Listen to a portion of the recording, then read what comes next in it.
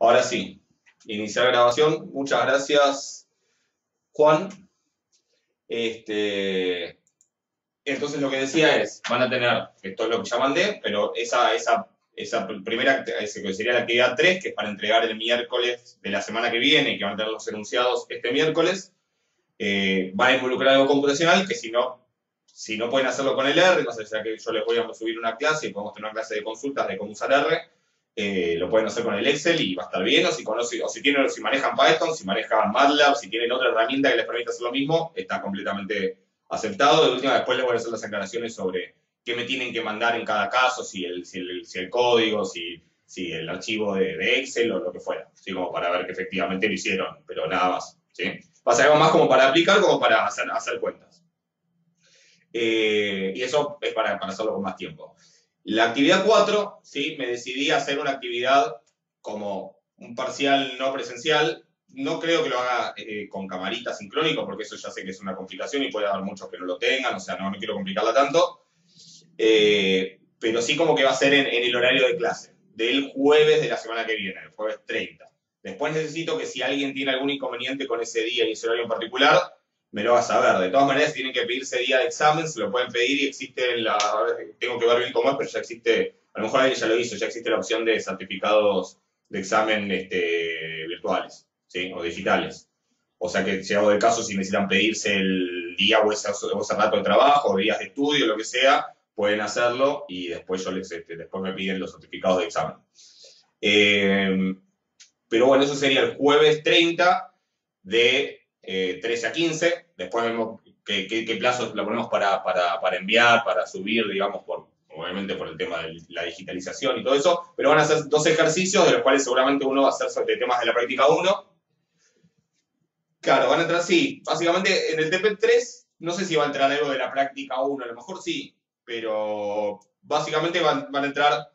Después voy a ver del TP3. Puede ser que en el TP3 también les ponga algo de bondad del ajuste, ¿sí? Que si bien entró como tema de repaso, es un tema que interesa, digamos, que particularmente se lo da en los repasos. Yo por lo menos en el curso de Carolina Castro también lo dan, no sé si lo da Rodrigo, pero bueno, a mí particularmente es de las cosas que me había pedido Alejandra Metelli que vieran, digamos, que viéramos bien el tema de las distribuciones, que para eso ya tuvimos la actividad 2 o 1, no me acuerdo cuál fue, pero digamos la de la monografía, ya fue como, digamos, para trabajar con eso, y un poquito el tema de bondad del ajuste puede ser que entre, que también es algo que requiere mucha, digamos, que requiere cuentas pesadas, sobre todo si no tiene muchos datos, pero que, por ejemplo, en Excel se puede hacer muy fácil, ¿sí? Y en R ni hablar, o sea, que es algo que es fácil de hacer con una computadora.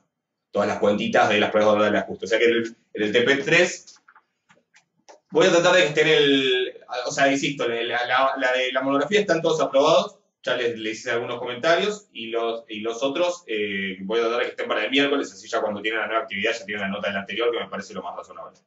Así que eso voy a hacer todo lo posible para que ya estén. Sí, que creo que son los únicos que me faltan. Ok, sí, no me faltan muchos. Y, ¿qué se iba a decir? Después, obviamente, llegado el caso, si alguien tiene que recuperar algo, nos organizamos, ¿sí? Con las fechas.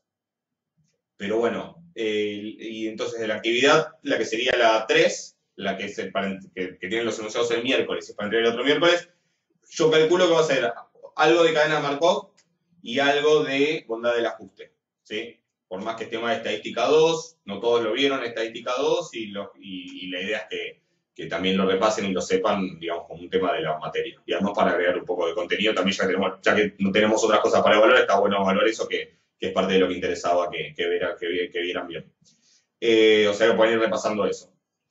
Para lo que sería el parcial del jueves 30, ¿sí? Van a ser 2 ejercicios, seguramente uno sea sobre temas de la práctica 1 y otro sea sobre temas de la práctica 2, de la de Markov, pero obviamente ya sí, con cuentas y con cosas razonables que se pueden hacer en el momento, como si estuvieran haciendo un parcial escrito en el aula, ¿sí? Obviamente no voy a hacerlo ni con cámara ni nada por el estilo.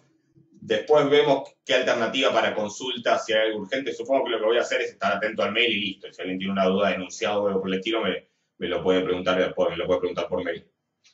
Y vemos los tiempos para entrega, esos detallecitos, después los charlamos. Pero eso va a ser la actividad de seguimiento 4. Sí, y van a estar temas de la práctica 1 y 2, no de la práctica 3, que es la que voy a estar subiendo en estos días con la clase correspondiente.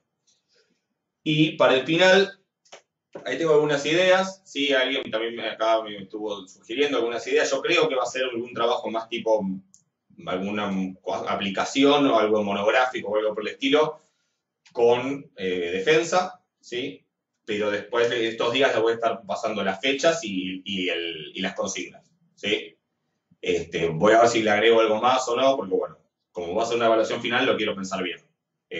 Como va a ser una evaluación final, digamos que, de hecho, cambié un poco la idea de la actividad 4 justamente porque me cambiaron porque cambió la evaluación final. Una cuestión de las fechas, porfa, y calculen para el 15 o algo por el estilo. Sí. Voy a ver también cuántos están en condiciones de dar, a ver si lo tengo que hacer en 2 días o no. Pero calculen para después del 10 de julio, de agosto. Después del 10 de agosto sería la actividad final. Porque vamos a tener que primero corregir las otras y todo. ¿Ok? De todas maneras, ya saben que esa actividad no es obligatoria, que si quedan ausentes después tienen la posibilidad de rendir exámenes finales especiales. Y por lo que vi, ya está aprobada una modificación de calendario académico que ya tiene fechas de esos finales. No sé si las vieron, yo ahora no me acuerdo exactamente. Pero creo que eran. La primera, no sé si era para fines de octubre o principios de noviembre, algo por el estilo. O sea, ya hay ya hay un estimado de fechas para eso. Todavía no sé cómo. Después busquen, está ya aprobada la resolución de modificación del calendario académico, que incluye al final de todo los finales especiales, además de los finales que antes están los remanentes y todo eso, pero en los finales especiales están las fechas y. Y ahí van, para los finales especiales van a entrar los mismos temas que entren para la actividad para la actividad integradora, que probablemente involucre algo de Poisson. Ah, ok, ahí lo pasó Marcelo, así que pueden entrar ahí. ¿Sí? Esos finales especiales todavía lo que no está es no está aclarado, digamos, cómo hacer la modalidad, si va a haber que dividir en grupos, si va a haber un cupo, cómo se van a tomar, pero bueno, por lo menos ya hay una fecha que es tentativa, que bueno, que creo que es bastante, nada, razonable y verosímil, ¿sí? Mientras, por cómo evolucionan las cosas. ¿Ok? ¿Alguna duda de todo esto?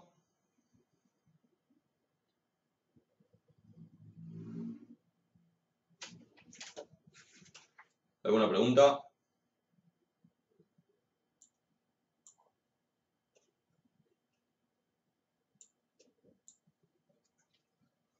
Bueno, antes de pasar a otra cosa, algo que quería contar era para usar R nos basamos en un video tutorial. No, o sea, va a ser el video que mande yo, o sea, el video tutorial que mande yo, más lo que aprendan siguiendo las clases, y si quieren buscar información por, digamos, otros tutoriales en YouTube o en donde encuentren, lo pueden hacer, obviamente, digamos, todo les va a sumar. Insisto, voy a tratar de que las cosas sean, donde que R sea prescindible, que sea recomendable, pero prescindible, digamos, para que por si alguien no llega a ver R, para que pueda hacerlo igual. Hay un final de 2%, espera que lo abro del calendario y te digo, y les digo. Porque yo lo había visto y sí, primero también me costó entenderlo. A ver, no, los finales especiales serían los que aparecen. Declaraciones juradas.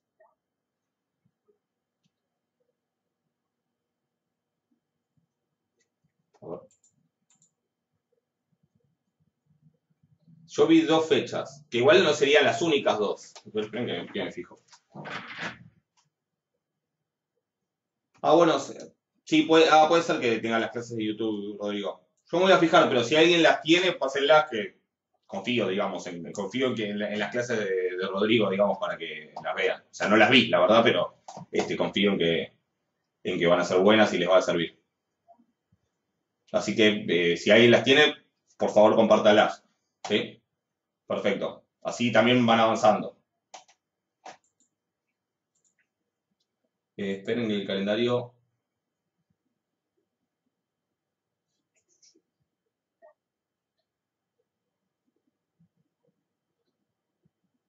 Exámenes libres y regularizadas, esos son los remanentes.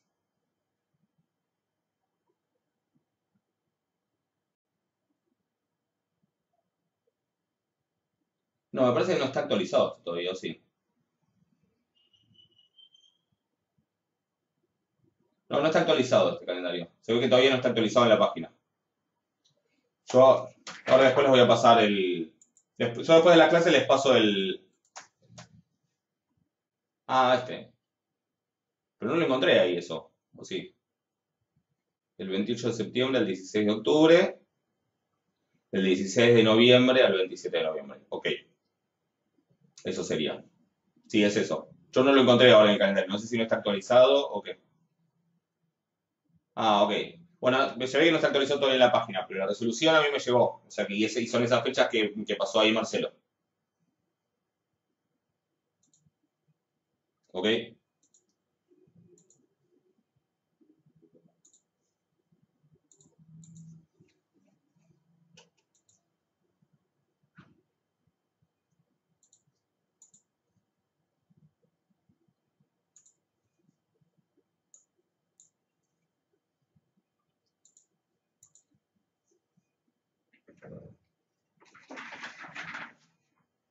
Bueno, a ver.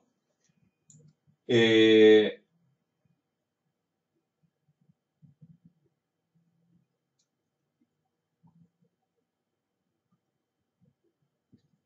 fíjense ese, a ver si está bien. Les cuento, les quería comentar algo que no, la clase pasada no llegué a hacerlo. Del estado de la propiedad, de que si A es estocástica,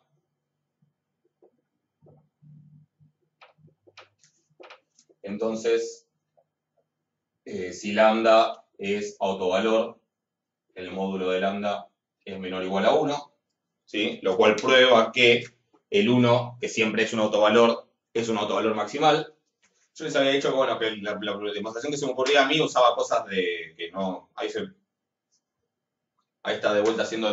Yo estoy en otra ventana y está la camarita de vuelta haciendo lo de seguirme. Sí. Así que bueno, creo. Recién lo hizo, bueno. Eh,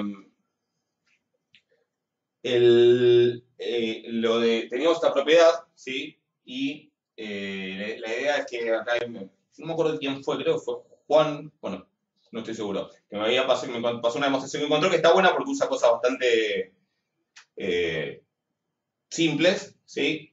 Así que la quería comentar, la demostración, para que la tengan, ¿sí? Para que vean que a veces se pueden hacer las cosas más fáciles de lo que uno piensa.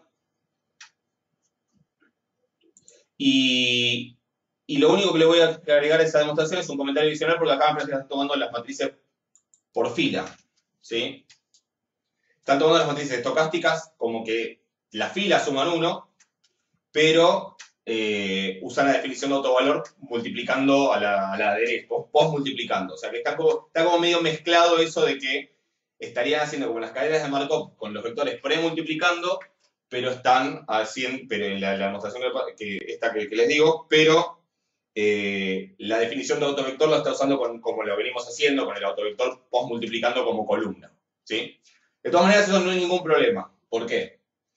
Porque hay una propiedad que dice que lambda es autovalor de una matriz, si, solo si, es autovalor de A traspuesta.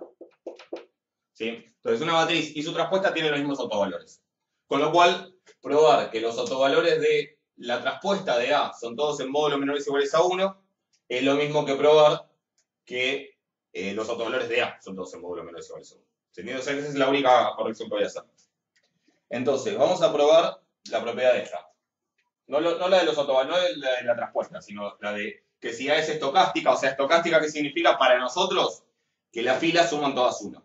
¿Qué significa en otra bibliografía, como por ejemplo la que les pasé? Que las filas suman todas 1. Y eso es un problema, no, porque justamente para lo que sean propiedades sobre autovalores no hay ningún problema, porque básicamente los autovalores de una matriz y de su traspuesta son exactamente los mismos. ¿Sí? ¿De dónde viene eso? Si quieren probarlo, básicamente vayan a la definición de polinomio característico, que se basa en el determinante, y la propiedad que vale ahí es que el determinante de una matriz y su traspuesta son iguales. Entonces, por eso al transponer una matriz es muy fácil ver que el polinomio característico no cambia, entonces tampoco sus raíces, que son los autovalores de la matriz. ¿Ok? Entonces, queremos probar que si lambda es un autovalor de A, que es una matriz estocástica, módulo de lambda menor o igual a 1. Entonces lo que vamos a hacer es, en vez de A, uso B igual a A transpuesta. ¿Por qué? Porque B tiene los mismos autovalores que A. Entonces voy a probar que los autovalores de B son todos en módulo menores iguales a 1 y eso es lo mismo que probar que los autovalores de A son todos en módulo menores iguales a 1. ¿Ok? Entonces, sea lambda un autovalor de B y si es un autovalor está asociado a un vector B corta. ¿Sí? Entonces, si lambda es un autovalor de la matriz B asociado al autovalor B corta, ¿qué igualdad se cumple? Básica.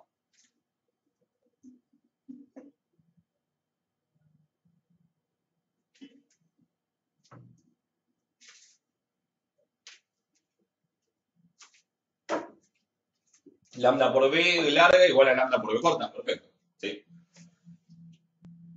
O sea, no, lambda por B no. A por, B por B, o sea, si a la matriz la multiplico por el vector, por el autovector, me da lo mismo que si al autovalor lo multiplico por el autovector. ¿No? Esa sería la propiedad. Entonces, para repasar un poquito, si yo tengo una matriz B11, B12, B1n, B21, B22, B2n, Bn1, Bn2, Bnn. Y lo multiplico por el autovector B. El autovector B va a ser B1, B2, Bn.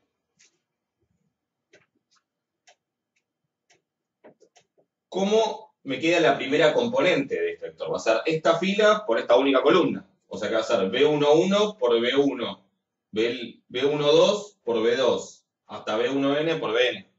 ¿Sí? O sea, la primera componente va a ser B11 por B1 más B12 por B2 más B1n por Bn. ¿Estamos de acuerdo? La segunda componente va a ser lo mismo, pero va a ser con B21 por B1, B22 por B2. O sea que la primera en las B largas, digamos, la verdad que tendría que elegir otro nombre para la matriz, pero ya fue. En las B largas, el primer subíndice en vez de ser un 1 va a ser un 2. ¿Sí? Y en general, el elemento I de esto que piensen que siempre está bueno cuando uno trabaja con matrices pensar en qué dimensión tiene cada cosa. Si B es de n por n, y B, si esta es de n por n, y B chiquita, y B corta, digo, es de n filas por una columna, la multiplicación se puede hacer, y todo eso es también n por 1, es decir, es una columna. ¿Sí? Entonces, el elemento iésimo de esa matriz columna, o de ese vector columna, es lo mismo que puse acá, pero los primeros subíndices son I.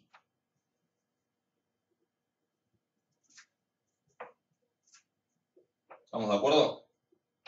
O sea, esto sería el elemento I de este vector, del vector columna B por B corta. ¿Se entiende? ¿Hasta ahí alguna duda?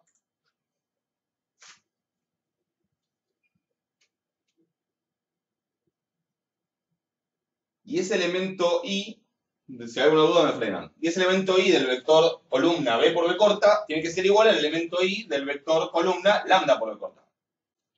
¿Cómo es ese elemento? ¿Cómo es ese elemento I del vector lambda por B corta?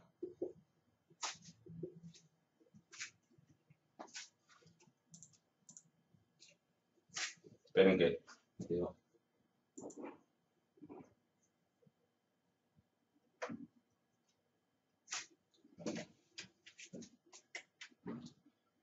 ¿Cómo es el elemento I? No sé si...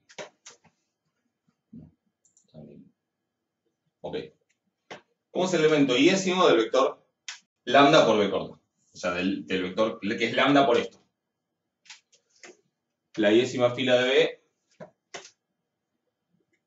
Eso sería B por B. O sea, igual, obviamente, después son iguales, pero digo, lo estoy mirando por un lado. Esto es claro, esto que sería la iésima fila de B por B corta, que igual es un solo elemento, porque La i-ésima fila de B por B corta es n filas, una única columna. La i-ésima fila, ¿sí? Que es un único elemento, porque hay una sola columna, es este número.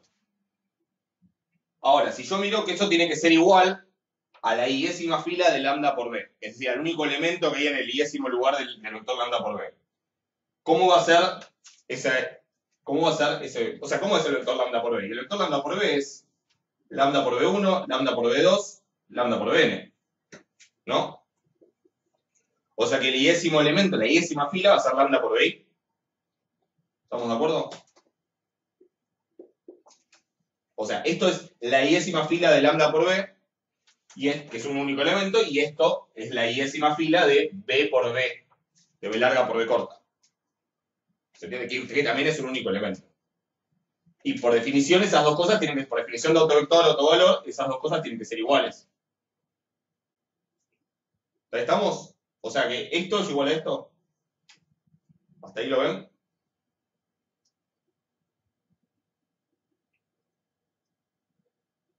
¿Alguna pregunta con eso?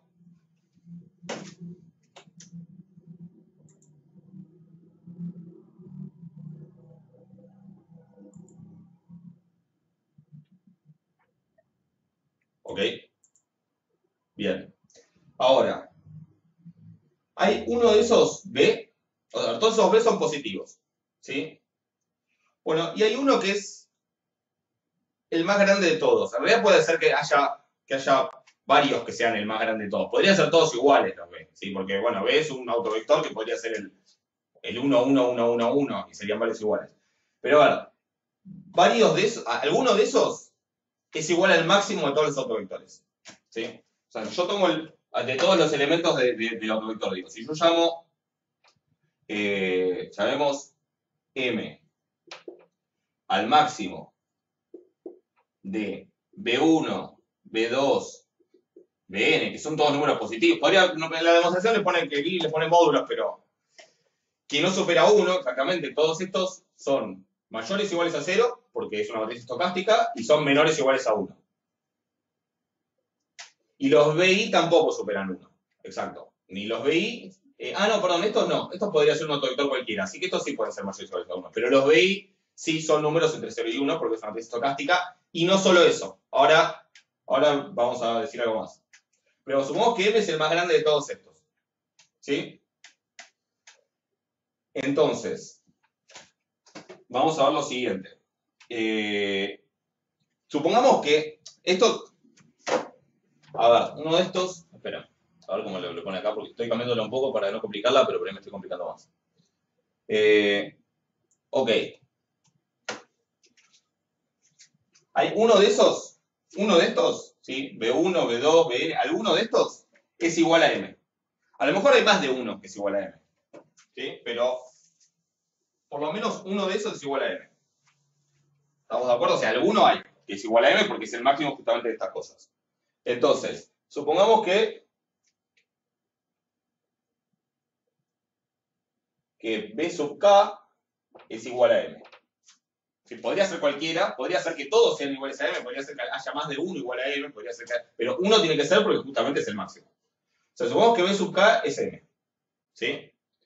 Entonces, ¿qué voy a hacer? ¿Qué voy a decir? Bueno, el módulo de lambda por B sub K, y ahora voy a ir a mirar esto. Acá tengo lambda por B sub K. Lo tengo con I, pero lo puedo escribir para un K en particular. El módulo de lambda por B sub K, que por propiedades del módulo es el módulo de lambda por el módulo de B sub K. Piensen que los B sub K son numeritos, los B sub I, J son numeritos, son números reales y son escalares. El módulo de lambda por B sub K, ¿a qué es igual? Bueno, el módulo de esto. ¿Sí? Porque lambda por B sub K es igual a esto, solo que escrito con K en vez de con I, pero es lo mismo. ¿Sí? O sea que el módulo de esto es igual al módulo de esto escrito con I igual a K, BK1 por B sub 1 más BK2 por B sub 2 más BKN por B sub N. ¿Ok? ¿Y ahora qué puedo decir? ¿Puedo sacar el módulo, separarlo con la suma, como hice acá con la multiplicación?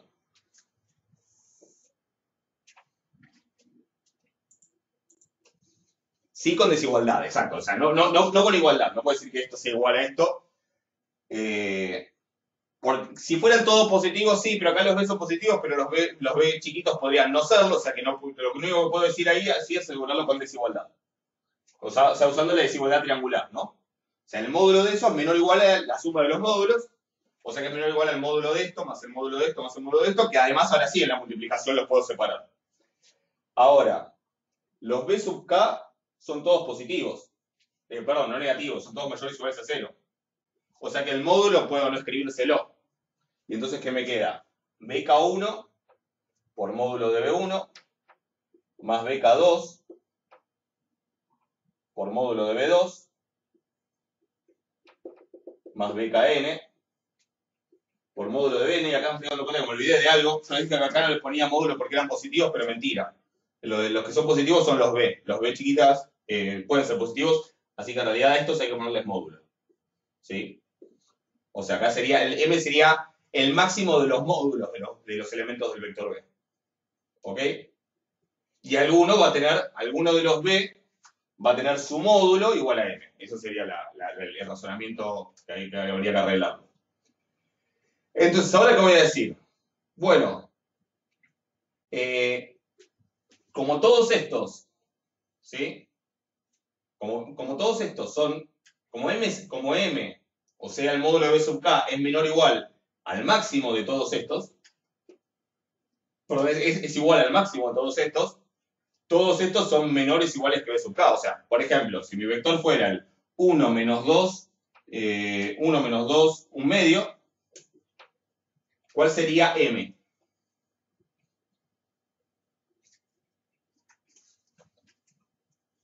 No, porque ahí por eso lo corregí con los módulos. Es 2, exactamente. Sería 2, ¿sí? El módulo. Sería el más grande de los módulos. ¿Cuál sería B sub K? ¿Sí? El B sub K sería el menos 2.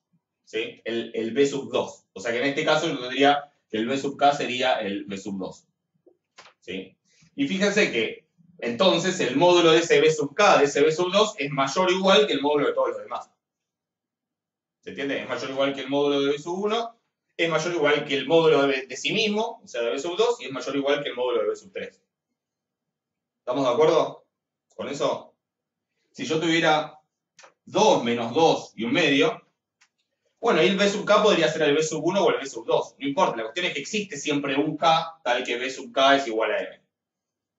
Y el módulo de B sub K va a ser mayor o igual que el módulo de cada uno de los elementos del vector. ¿Se entiende eso? Entonces, ¿qué puedo decir? Bueno, que tanto B sub 1 como B sub 2, módulo de B sub 1, módulo de B sub 2, módulo de B sub n, son menores o iguales al módulo de B sub K.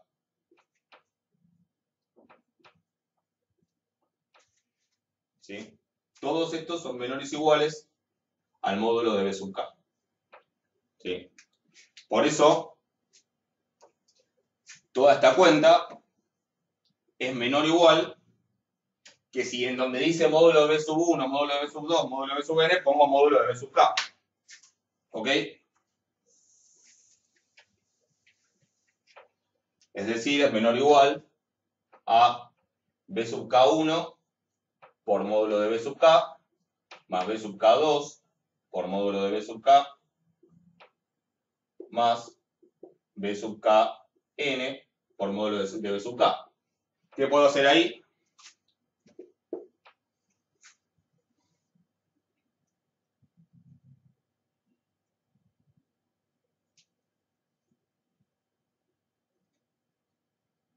Sacar factor común, perfecto. O sea que me queda B sub K1 más B sub K2 más B sub K n por el módulo de B sub K. Vamos a hacer que entre. BK1 más BK2 más BKN por el módulo de B sub K. Y ahora, ¿qué estoy sumando? ¿Qué son BK1, BK2, BKN? Los elementos de... Eso suma 1, exacto. ¿Por qué? Porque son los elementos de una K. Tienen el mismo K que el primer índice, ¿sí? O sea que en realidad son los elementos de la fila 1. Perdón, de la fila K. ¿Y por qué la fila K suma 1 y no la columna? No son de una columna, son de una fila. Lo que está quieto es la K. O sea, es el primer elemento de la fila K, el segundo elemento de la fila K, el tercer elemento de la fila K. Pero por eso yo definí, claro, bueno, sí, porque B es la traspuesta de A, que es estocástica, ¿sí? O sea, yo hice esa pequeña corrección respecto de la demostración original. Como B es la traspuesta de A, entonces, como las columnas de A suman 1, las filas de B suman 1, así que esto suma 1. ¿Sí? O sea que esta cuenta da módulo de BK. ¿Se entiende? Ahora, ¿qué probé? En realidad, bueno, entre otras cosas, probé que el módulo de lambda por el módulo de BK, si siguen las desigualdades, van a ver plantados para el mismo lado. Eso sería, claro, esto sería la suma de una columna de A, exactamente. Sería la suma de una columna de A, que es una fila de B. ¿Estamos de acuerdo? En particular, de todo lo que probé que el módulo de lambda por el módulo de B sub K es menor o igual, si fíjense, todas las desigualdades van para el mismo lado. El cambio de módulo de I por módulo de K, ahí voy, sí, ahí voy. Pero ¿estamos de acuerdo que ahí llegué a probar esto? Módulo de lambda por módulo de BK menor o igual a módulo de BK. Lo de BK a BI es, en realidad lo que yo probé para BI es para una fila cualquiera, ¿sí? Para la fila I. O sea que eso valía para todas las filas. Y lo que yo dije es, bueno, en particular hay por lo menos una de estas filas que corresponde a un elemento del vector B que cumple con esto, ¿sí? Cuyo módulo es el máximo de todos los módulos. Puede haber más de, como hicimos recién, que era el B sub 2, por ejemplo. O el B sub 1 y el B sub 2, que podía elegir entre uno de los dos para el segundo K de ejemplo que di.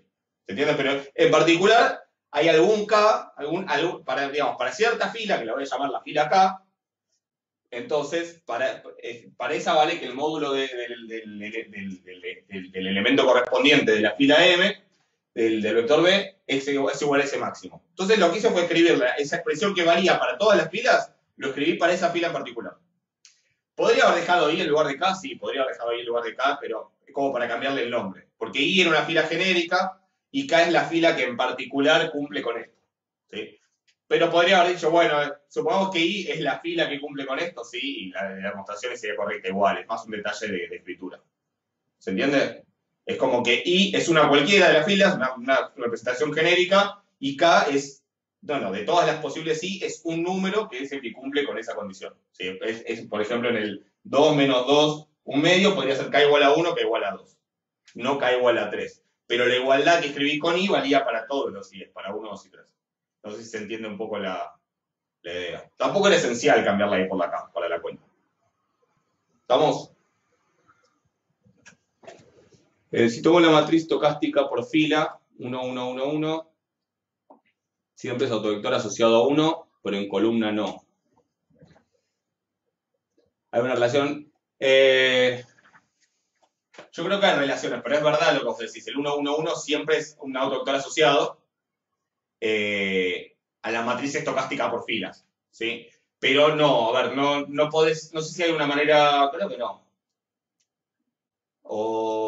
Sí, pero hay que, sí, en realidad creo que si vos escribís todos los autovectores por filas y los transponés, encontrás los autovectores por columna, pero es como que en realidad el primer uno de esa fila corresponde al primer elemento de un autovector como columna. El primer uno de otro autovector fila correspondiente a otro autovalor. O sea, se pueden hacer relaciones, pero no es que sea fácil, digamos. Pero, digamos, si vos escribís toda una base de autovectores como fila, si las tomás por columnas, es una base de autovectores pensados como columnas.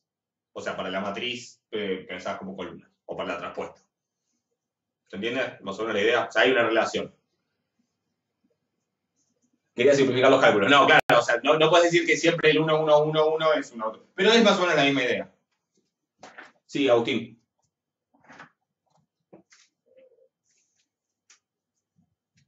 ¿Qué pasa si tenés matriz estocástica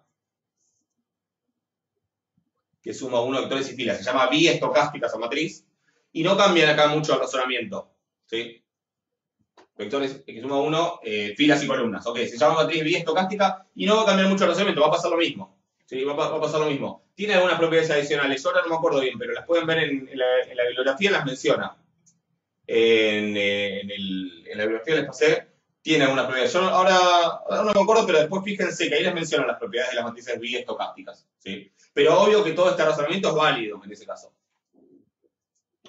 Claro, o sea, hay algunas, podría ser que la matriz tenga sume filas y columnas igual a 1, eso se llama matriz biestocástica y tiene algunas propiedades que ahora no me acuerdo bien cuáles eran, pero está en la bibliografía si les interesa verlo. No es obligatorio, pero pueden mirarlo ahí.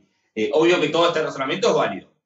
Sí, exactamente. Y de todas maneras, insisto, las propiedades de las matrices estocásticas por columna y por fila son las mismas en cuanto tengan que ver con propiedades que se conservan por transposición. ¿Sí? Los autovalores, qué sé yo, o sea, va a haber las propiedades que se conserven por transposición, como todo lo referente a los autovalores, va a ser lo mismo si es estocástica por filas o por columnas, porque si transpongo pasa de ser una a la otra. ¿Sí? Entonces, cosas que se conservan por transposición se conservan. ¿Ok? ¿Estamos hasta ahí? Bueno, entonces llegué hasta acá. ¿Y ahora qué puedo decir? Primero algo importante, ¿no? O sea, ¿qué querrían hacer acá? Digo, ya que estamos haciendo esto, pongámonos en detallista. Tacharla, perfecto, sí, queremos tacharla, ¿no? ¿Por qué? Porque si tacho me queda módulo de lambda menor o igual a 1, como queríamos demostrar, o QED, o como lo quieran escribir. Sí, bárbaro, me falta un comentario. Dividir por módulo de BK. Entonces, ¿qué tengo que decir o agregar o analizar? Antes de dividir por o tachar el módulo de BK. Que no sea 0, claro. ¿Y puede ser 0 el módulo de BK? ¿Qué significaría que el módulo de BK sea 0? Sí, peor. O sea, el módulo de B es un vector en particular. Claro, si el módulo de BK fuera, si el módulo de que tiene módulo más grande fuera 0, ¿cómo son todos los otros?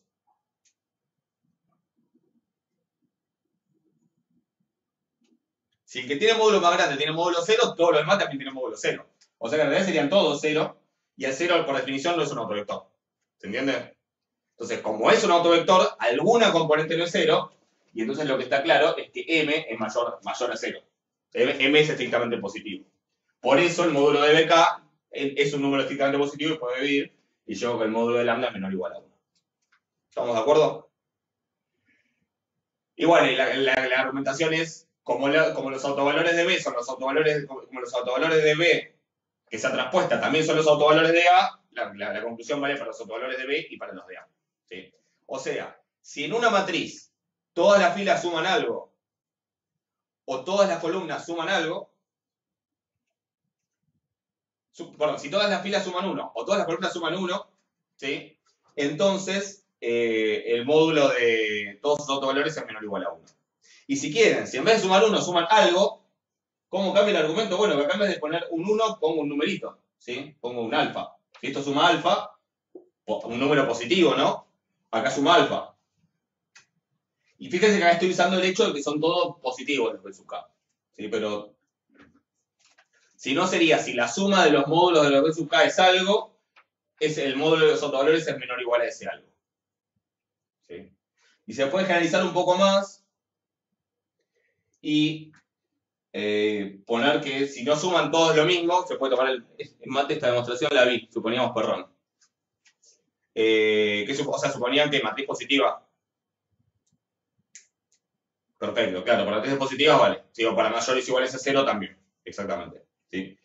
Y si no, y si no suman todos lo mismo, igual se puede decir algo, porque en ese caso lo que se puede poner acá es que esto es la suma de la fila acá, pero si uno, y esto es menor o igual a la suma de la fila que más suma, que no tiene por qué ser la fila acá.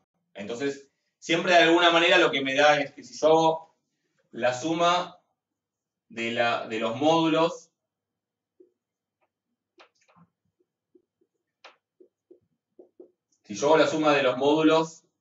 de cada fila y tomo la más grande, y si tomo eso me da una cota superior para el módulo de los autovalores. Y lo mismo si lo hago por columnas. Igual no es importante para lo que vamos a ver, para lo que estamos viendo nosotros, porque tenemos el caso que te va a sumar 1, pero de alguna manera hacer este tipo de cuentas me da una cota para el módulo de los autovalores.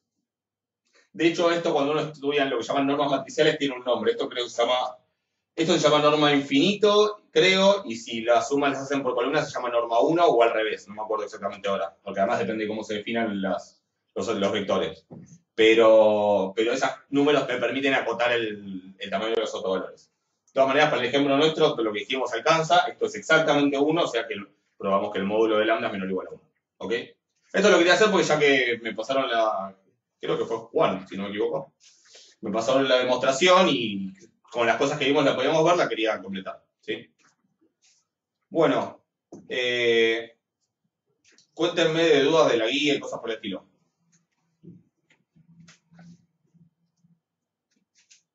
Ahí Agustín me había hecho por mí un par de preguntas y quería comentar, quería aclarar alguna cosa.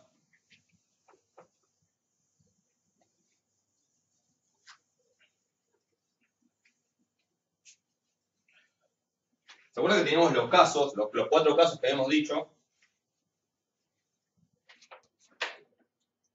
Si 10 u 11 en cadenas infinitas. Ahora charlamos del 10 y 11, dale. Si ahora hacemos uno y el otro van a ver que es muy parecido. En los casos que habíamos hablado, yo no me acuerdo cómo había puesto las filas y las columnas. Teníamos caso 1, 2, 3 y 4. 1, 2, 3 y 4. Yo me acuerdo que el 1 era lambda simple. Estaba lambda simple o múltiple. Ah, sí, ya me acuerdo. Este era lambda simple. Y este era lambda múltiple. Y esto era 1 es el único maximal y no.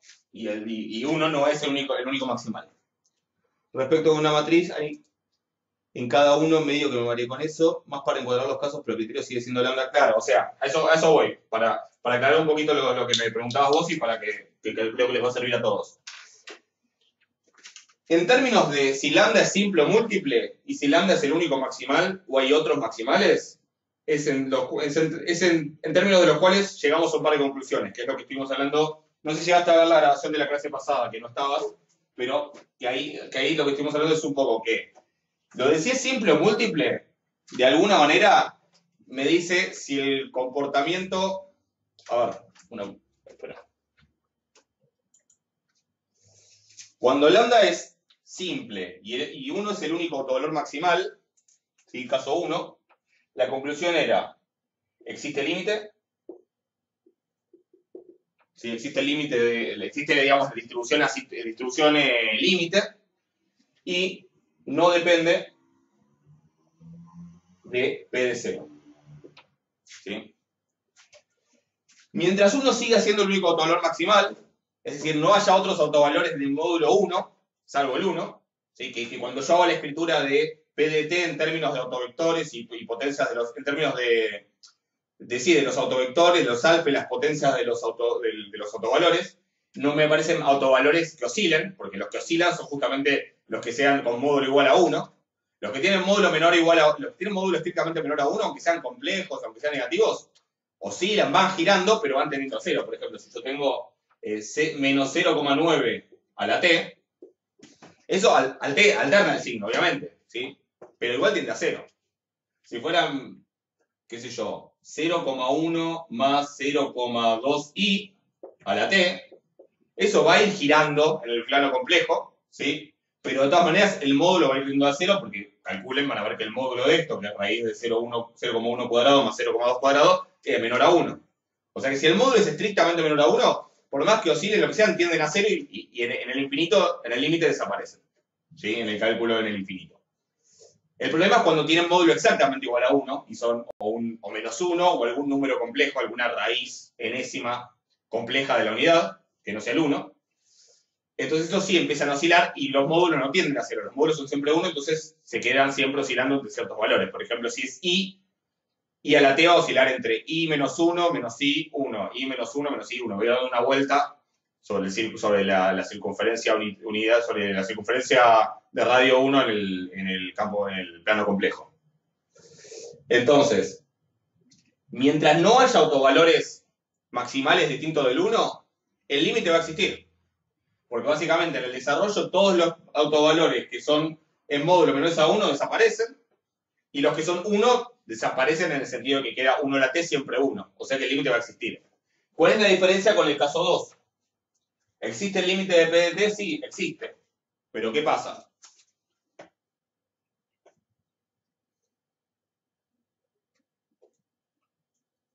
Depende de P de 0, exactamente. Depende de P de 0, ¿por qué? Porque como ahora tengo, como en el límite me van a quedar por lo menos dos términos, ¿sí? Términos que no se van, la respuesta final va a depender de cuántos son los alfa. Y los alfa dependen de cuál era el P0 y cómo lo escribí en términos de la base de autovectores.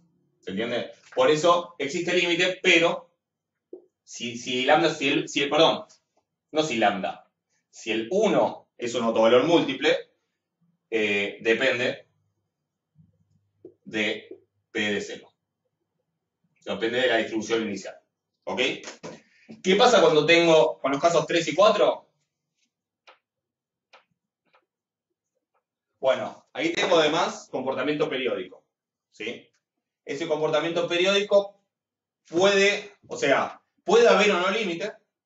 ¿Sí? No va a haber límite si empiezo en una distribución estacionaria. Si empiezo en una distribución que no es estacionaria y que el P de 0 depende, o sea, ahí ya medio que podría haber límite o no. ¿Sí? Y el hecho de que haya límite o no, en general va a depender de P de 0. ¿Sí? O sea que el 3 y el 4 son más o menos parecidos. El 4 lo que tiene es que uno podría tener, la única diferencia entre, o sea, en 3 y 4 puede haber límite o no. A ver, límite o no. Eso depende de P de 0. Depende de P de 0. El hecho de que haya límite o no depende de P de 0. Y hasta podría ser, y si hay más de un posible límite, va a depender de P de 0.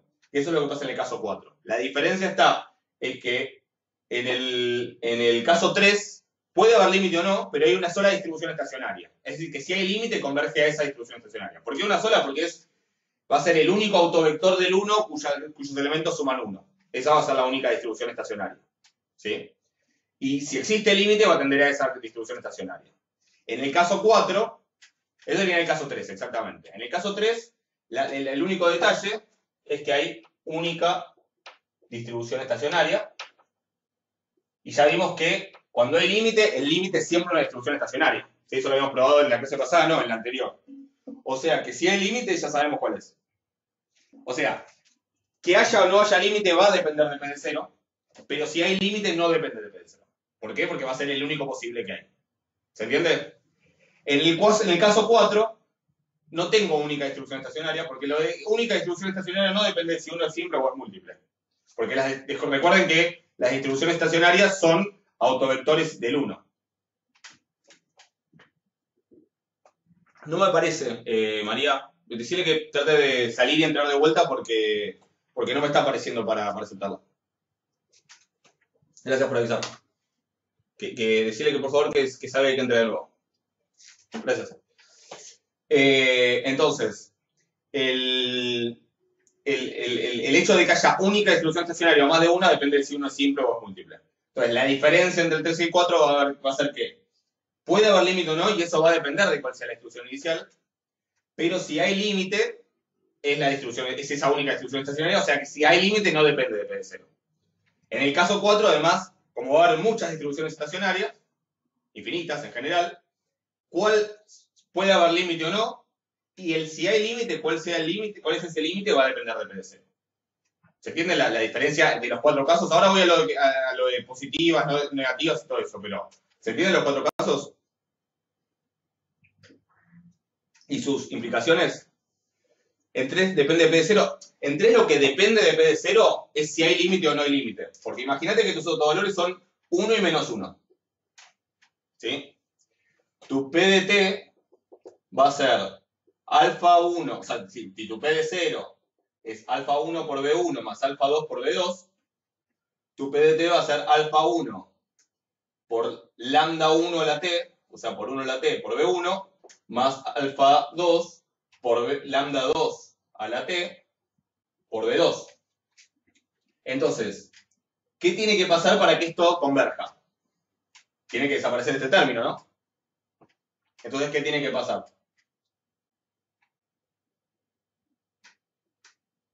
Claro, que alfa 2 sea 0. ¿Y de qué depende de que alfa 2 sea 0 y de cuál sea la distribución inicial? Cuando escribo la distribución inicial puede ser que el alfa 2 tenga que ser 0 o no. ¿Se entiende? Entonces, que haya límite o no va a depender. Ahora, yo podría tener un montón de cosas, pero si hay límite, el límite va a ser la única distribución estacionaria, que de hecho es alfa 1 por B1. ¿Se entiende? Ahora, si yo tengo además que el 1 es múltiple, yo voy a tener, por ejemplo, P de t igual alfa 1 por 1 a la t por B1 más alfa 2 por 1 a la t por B2 más, no sé, menos 1 a la t o alfa 3 por menos 1 a la t por B3, por ejemplo. Entonces voy a tener, ahí voy a lo que pregunta Brian. Ahí lo que voy a tener es que si el alfa 3 me da distinto de 0, no va a haber distribución límite. Si el alfa 3 es igual a 0, sí va a haber distribución límite, que va a ser esta. Pero ahora, ¿en qué distribución límite termino? Que básicamente es alfa 1 B1 más alfa 2 B2. Va a depender de cuánto sean alfa 1 y alfa 2. ¿De qué va a depender cuánto sean alfa 1 y alfa 2? De cuál es el P de 0. O sea que, en el caso 3, que haya o no límite depende del P de 0, pero si hay límite, es siempre el mismo, o sea que eso no depende del P de 0. Es la única distribución estacionaria que tengo por ser un autovalor simple. Si tengo además que uno es un autovalor múltiple, también depende, no solo depende del P de 0 el hecho de que haya distribución límite o no, o que en realidad haya comportamientos cíclicos, ¿sí? Comportamientos periódicos, sino que además, si hay distribución límite, también depende de cuál es P de 0. ¿Se entiende eso? Ahí Brian me pregunta, no me queda muy clara la diferencia entre el caso 3 y 4. La diferencia más importante sería que en el caso 4 hay infinitas, exactamente, sí, en el caso 4 tenés infinitas distribuciones estacionarias, y entonces cuando hay límite, también, ¿cuál es ese límite? Depende del P de 0. Esa sería como la diferencia más clara. Yo traté de esquematizar como las posibilidades en estos 4 casos, ¿sí? ¿Hasta ahí se entiende? Ahora, obvio que para ciertas cosas que yo puedo saber sobre la matriz, puedo afirmar que estoy en tal caso. Por ejemplo, en el caso 3 siempre va a existir un único vector de coordenadas, tal que las coordenadas de los autovalores con módulo 1 sean 0. Ahora, el caso 3, siempre va a existir un único vector, tal que las coordenadas de los autovalores con módulo... como vector de coordenadas, perdón. Vos decís los alfa. Claro. Y siga convergiendo un vector estocástico. En el caso 3, sí, básicamente tiene que ser, en el caso 3 tiene que ser que se vayan... No, a ver, no, en el caso 3 no, porque no necesariamente un único, porque yo acá puse justo 1 y menos 1, pero si además tuviera otro, por ejemplo, si mis autovalores fueran 1, menos 1, un medio y un tercio, ¿sí? En realidad, los múltiples... Ahora vamos al tema de positivas y descomponibles y todo eso. Pero si yo tuviera 4, en realidad, lo único que necesito para que de P de 0, y cada uno con su correspondiente autovector, está asociado, obviamente, lo único que necesito de P de 0 para que haya límite, ¿qué es? Que alfa 2, o sea, el correspondiente a B sub 2, sea 0. ¿Sí? Entonces, pero los otros no importa porque igual el límite, claro, desaparece. O sea que tenés muchas combinaciones distintas. Lo único que necesitas, sí, es que para todos los autovalores maximales que no sean el 1, o sea, todos los otros autovalores del módulo 1, que la alfa correspondiente sea 0. Y en los otros puede pasar cualquier cosa. ¿Se entiende? Entonces hablemos un cachito del tema de la relación eso con matrices positivas y todo eso. Primero, en el caso de los casos 2 y 4 me preguntan acá si la matriz va a ser, siempre, a ver, cuando estamos hablando de una matriz de transición, estamos hablando de una matriz no negativa. Eso estamos de acuerdo, ¿no? M es mayor o igual a 0 siempre. O sea, la posibilidad de elementos negativos está descartada. O sea que, como mínimo, tenemos una matriz negativa descomponible. Digo, en el peor de los casos, pensando en los teoremas de Perron y Frobenius. Entonces, si estoy en el caso 2 o 4, sí, seguro la matriz M es descomponible. ¿Por qué? Porque si fuera una matriz no negativa, no descomponible, una de las conclusiones del primer teorema de Frobenius es que el autovalor, el autovalor maximal es un autovalor simple. O los autovalores maximales son simples. Perdón, el autovalor maximal real, ¿sí? Lo que llama a veces la raíz de Perron de la matriz, es simple. Entonces, seguro, si estoy en 2 y 4, 2 y 4 implica M descomponible. Sí, seguro. ¿Estamos de acuerdo? 1 y 3. ¿Implica M no descomponible? No. El teorema de Perron... A ver, el teorema de Perron no me dice... El primer teorema de Frobenius no me dice que si uno es un autovalor múltiple, la matriz es seguro descomponible. A lo mejor es cierto, pero no me está diciendo eso el teorema. El teorema me está diciendo... si yo sé que es no descomponible, puedo asegurar que uno es un autovalor maximal. Perdón, que uno es un autovalor simple. O que este lambda maximal real es un autovalor simple. No me está diciendo lo contrario. No estoy seguro que no sea cierta la recíproca, pero por lo menos no es una de las conclusiones del teorema de Frobenius. ¿Sí? O sea que en principio, si estoy en 1 y 3, no sé. ¿Ok? Pero sí, si estoy en 2 y 4, seguro es descomponible. Si es no descomponible, no sé. No, pero si es no descomponible, seguro estoy en 1 o 3. Porque si es no descomponible, tengo asegurado, pero sería la recíproca de esto, ¿no? Si no es cierto esto, entonces no es cierto que esté en 2 y 4. O sea que si es no descomponible, seguro estoy en 1 o en 3. Y ahora, ¿qué relación hay entre el caso 1 y las matrices positivas?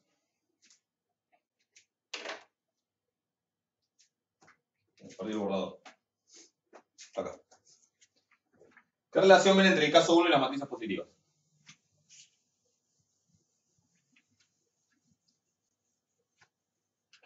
Que si las matrices son positivas, sí o sí estoy en 1, exactamente.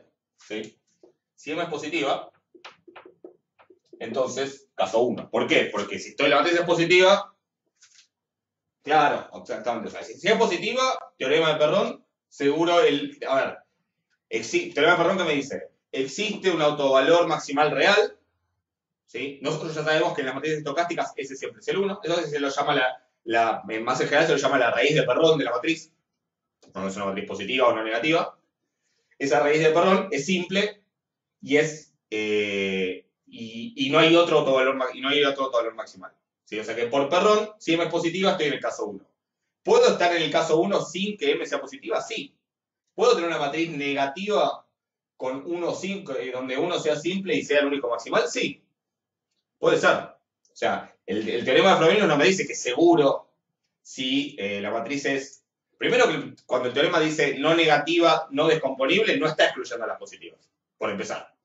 O sea, el teorema dice no negativa y al decir no negativa está incluyendo a las positivas.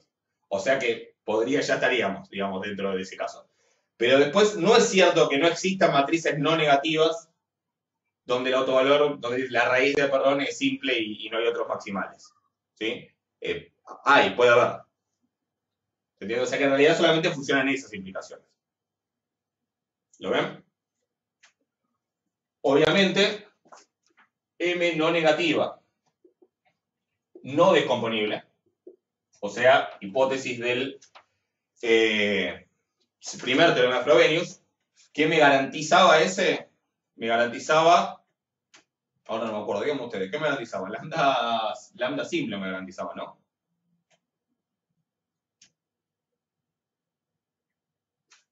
Lo debo tener escrito por acá, en alguna clase. Ustedes lo van a tener más cerca que yo.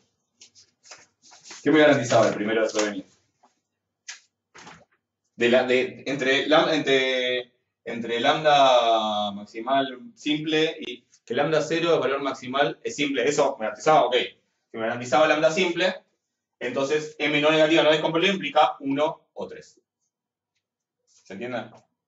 Esas serían como las cosas que tenemos. Ahora, no es cierto que si estoy en el caso 1 necesariamente M sea positiva. Algo que no lo voy a probar, pero que se puede probar, es que si estoy en el caso 1, M a la T es positiva a partir de algún T. Eso es cierto, pero no es obvio. Ahora te contesto, Agustín. Se puede probar que M a la T es positiva a partir de algún T, y eso se llama una matriz, en ese caso se dice que M es primitiva. ¿Sí? Pero bueno, no importa. O sea, la cuestión es que viendo M, si M es si en vez tiene ceros, en principio podría estar en el caso 1. ¿Sí? Obviamente va a depender de cómo estén esos ceros. El caso 4 es seguro si no se puede acceder a un estado desde sí mismo. A ver, déjame pensar. Claro, sí, a ver.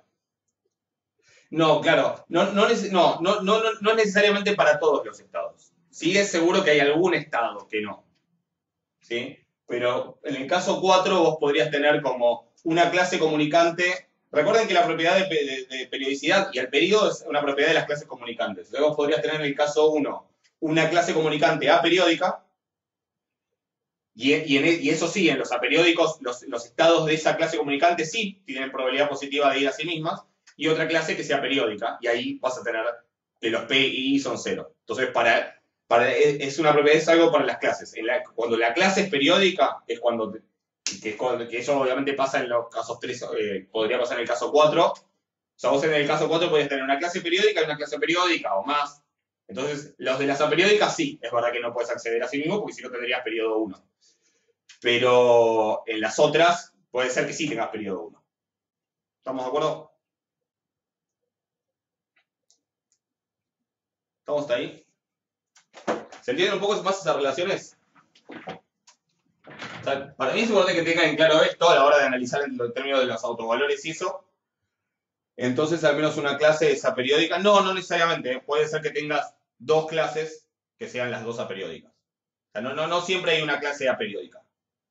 De hecho, la cadena puede tener una única clase que sea toda periódica. Si pensás, si tenés 1, 2, y es así el grafo, la cadena es irreducible, tiene una única clase, y esa clase es periódica de periodo 2. ¿Ok? Vamos a ver, me preguntan acá por el 10 y el 11. Esperen que los abro.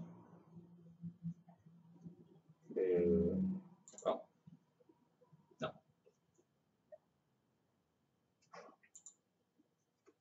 Ahí voy. No.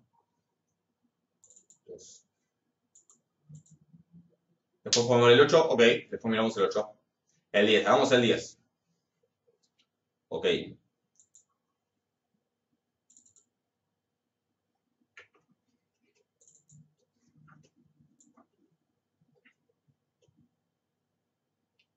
Bueno, el 10.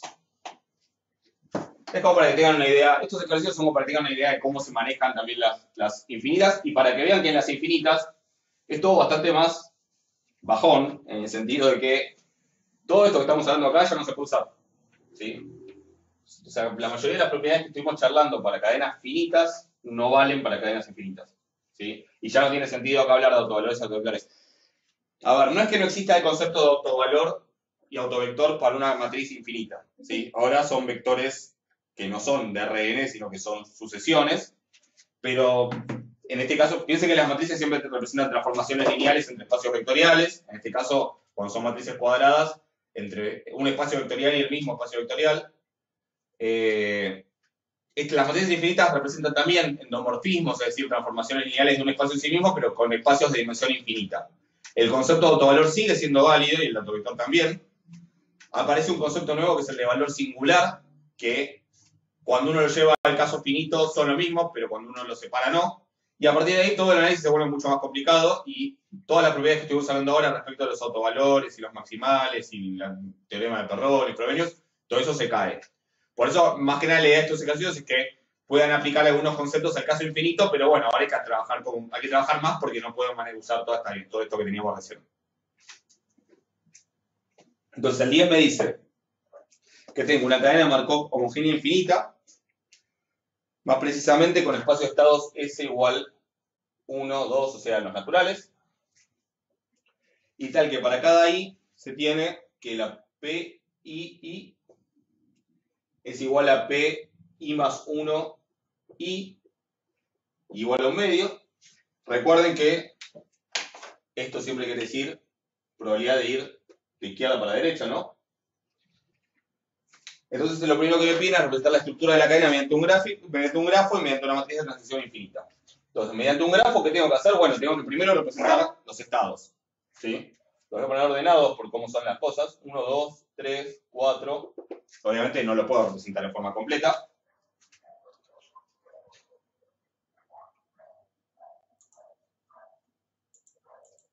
Pero bueno. Y entonces, ¿qué tengo? Cuando estoy en el estado 1, ¿a qué estados puedo ir según esto? Cuando estoy en el estado 1 es cuando el segundo subíndice es 1, ¿no? O sea, puedo ir al siguiente, puedo ir al 1 y puedo ir al 2, ¿no? O sea, puedo ir al siguiente. Lo que me está diciendo acá es que siempre estoy en un estado I, puedo quedarme en el estado I con probabilidad de 1/2 y puedo ir al siguiente con probabilidad de 1/2. Al siguiente en el término del orden de los naturales, ¿no? O sea que tengo probabilidad 1/2 de quedarme en 1 y 1/2 de ir a 2. Si quieren los 1/2 pueden no escribirlos, para entender la estructura de la cadena no hace falta. Cuando estoy en el 2 tengo probabilidad 1/2 de quedarme en 2, probabilidad 1/2 de ir al 3. Cuando estoy en 3 tengo probabilidad 1/2 de quedarme en 3, probabilidad 1/2 de quedarme en 4, de pasar el 4. Y así, ¿no? Así, y bueno. Y esa cosa sigue de la misma manera.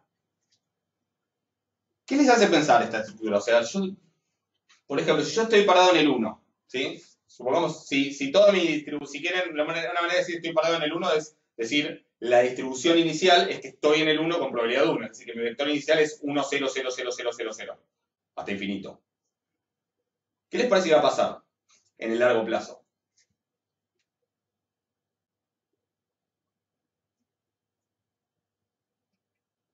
Me voy al enésimo estado. Como estado sin acá me dicen, parecerían como estados sin retorno todos. Sí, de alguna manera termino al infinito, es decir, la distribución se va yendo para allá.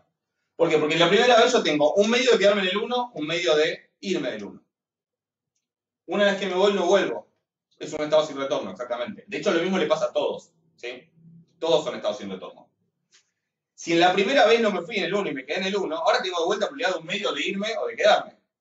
Piensen que, de alguna manera, lo que yo estoy diciendo es que, por ejemplo, la variable aleatoria T o N, ¿sí? Igual momento en que salgo del 1. Que no se lee nada, no importa. N es el momento en que salgo del 1. Eso es aleatorio. Podría pasar la primera vez, podría pasar la segunda, la tercera. A ver, pensémoslo para entenderlo mejor. ¿Qué distribución tiene esa variable aleatoria N? Sí, queda una probabilidad pero se va achicando y va teniendo 0. ¿Qué distribución va a tener esta variable aleatoria N? Momento en que salgo del 1. Podría ser el momento 1, podría ser el momento 2, podría ser el momento 3. ¿Qué distribución les parece que va a tener?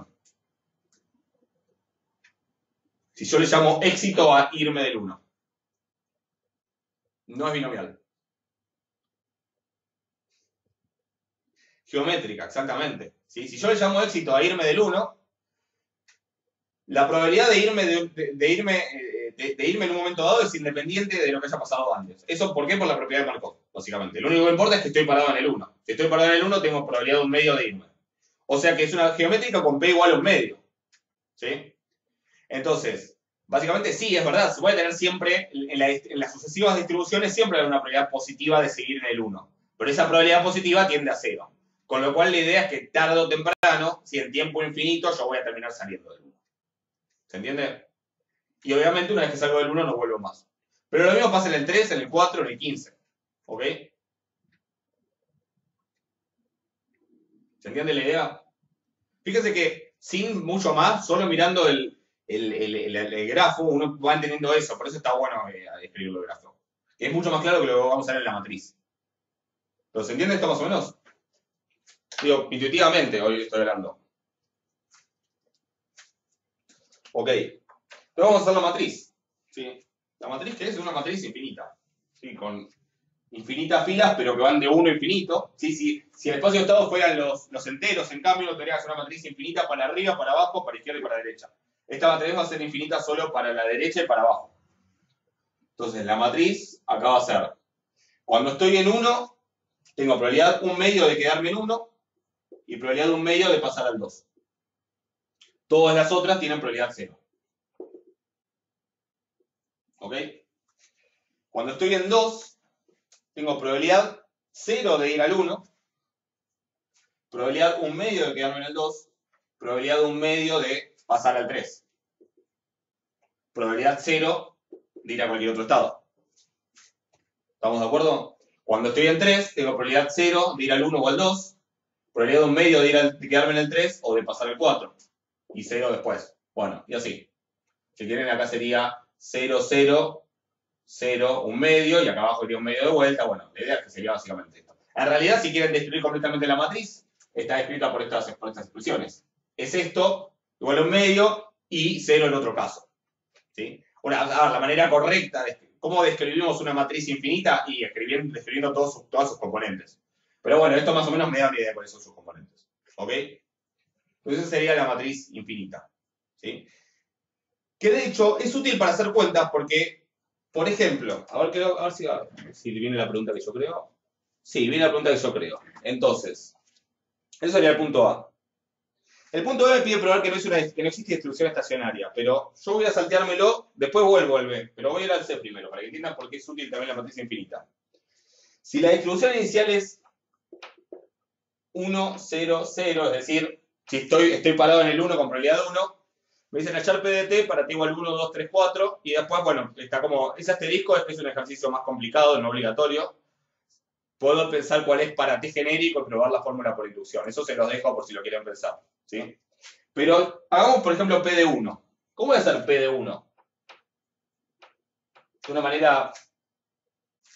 una esquemática. O sea, existen las fórmulas de Kolmogorov-Chapman. Sí, a lo mejor la vieron, pero no quiero pensarlo en esos términos. En realidad esas fórmulas de Kolmogorov-Chapman están resumidas en las fórmulas de producto matricial, ¿sí? Para el caso finito. Para el caso infinito lo mismo, solo que el producto va a ser como un producto infinito. ¿Qué tengo que hacer para hacer P de 1? Hago M por P de 0. Hago fila por columna, solo que esa fila por columna va a ser una serie, ¿sí? una suma infinita. Que igual en este caso no va a ser infinita porque la mayoría de los términos van a ser 0. ¿Se entiende?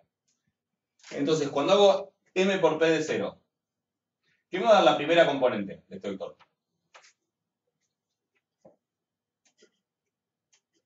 Fila por columna. ¿Para esto lo escribí bien? Sí, lo escribí bien.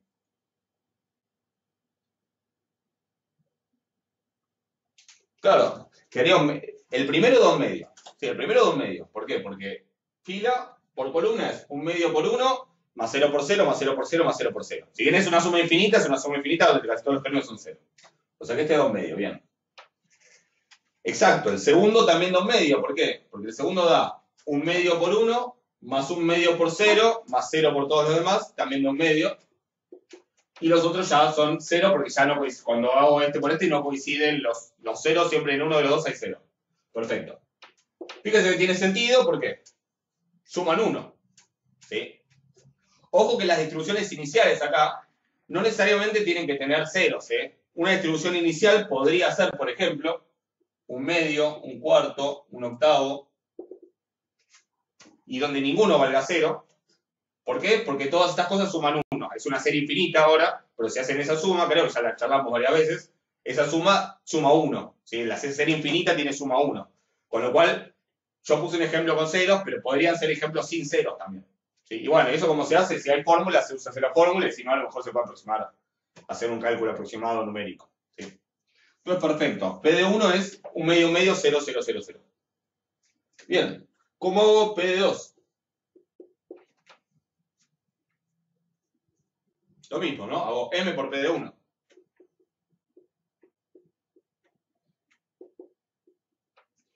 ¿Y qué me da M por P de 1? Bueno, 1 medio 0, 0, 0, 0 por 1 medio 0, 0, 0, 0. Eso da 1 cuarto. 1 medio 0, 0, 0 por 1 medio 0, 0, 0, 0 da 1 cuarto más 1 cuarto, que es 1 medio, más 0. La que sigue da 0 por 1 medio, más 1 medio por 1 medio, que es 1 cuarto, y más 1 medio por 0, y después da todo 0, se queda 1 cuarto, y después todos ceros. ¿Sí? Bueno, y así pueden ir haciendo las que siguen. ¿Sí? P de 3 va a ser un medio por este, que es un octavo. Esto por esto va a dar 3 octavos. Creo que da un octavo, 3 octavos, 3 octavos, un octavo y después 0. ¿Sí? Y así. Y se van empezando, cuando tengo P de 10 voy a tener 11 términos. ¿Sí? Si quieren piensen si se les ocurre alguna fórmula para eso, si no después me la preguntan, pero bueno, se puede encontrar una fórmula general. Pero encontrar esa fórmula general que implica mucho más trabajo que lo que implicaría en cadena finita. ¿Por qué? Porque no podemos usar los autovalores, los autovectores ni nada de eso. Eso es un poco lo que quería también mostrar con estos ejercicios. ¿Se entiende? Ahora igual pasamos al B. Pero la idea está clara más o menos cómo sería. O sea, sí, hay fórmulas que siguen valiendo, ¿sí? Cómo pasar de un estado al que sigue valiendo, pero lo que pierdo son todas las cosas que vimos de autovalores, de autovectores. No es tan obvio acá cuáles son los autovalores y eso. De hecho, no va a ser cierto acá siempre que el 1 sea un autovalor, con lo cual no va a ser cierto acá siempre que haya una distribución estacionaria. Y de hecho, lo que me muestra el punto B me pide que pruebe que no hay una distribución estacionaria. ¿Sí? Lo cual, al principio uno dice, ¿cómo no hay distribución estacionaria si siempre había? Bueno, siempre había en cadenas finitas. ¿Sí? Porque en cadenas finitas siempre el 1 era un autovalor en una matriz estocástica. En una matriz infinita eso no necesariamente es cierto, y entonces puede no haber distribución estacionaria. Entonces, ¿cómo vemos que no hay distribución estacionaria? Bueno, por el absurdo puede ser.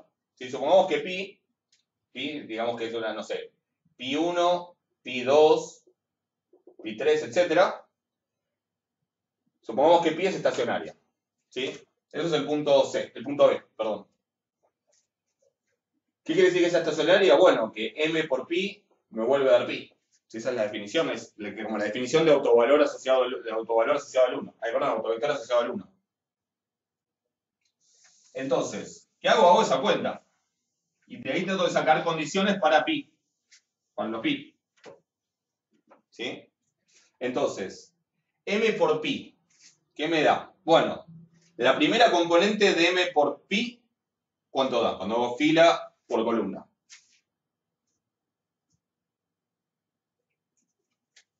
Estoy haciendo esta cuenta, no m por pi.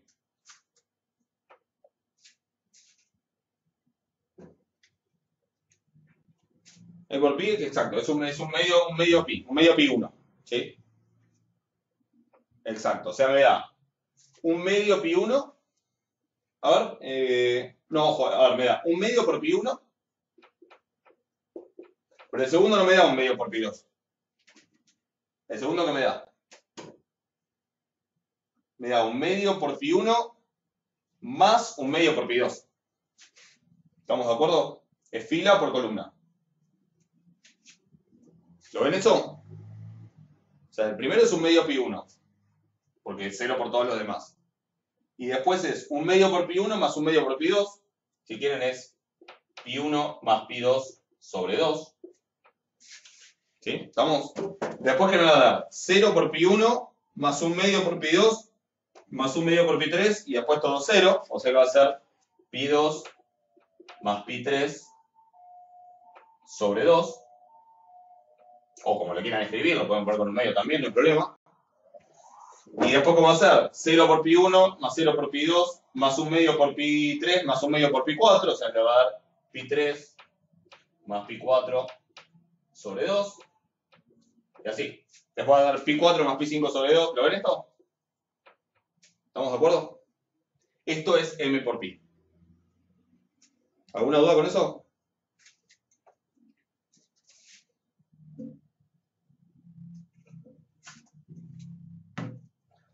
Bueno, más que tengo la pizarra nueva porque no sé cómo habría hecho con el otro.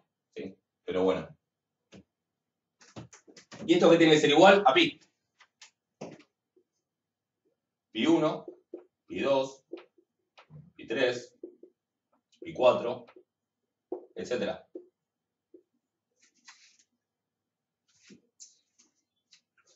Conclusiones que puedo sacar de acá. Primero que nada, que un medio pi 1 tiene que ser igual a pi 1.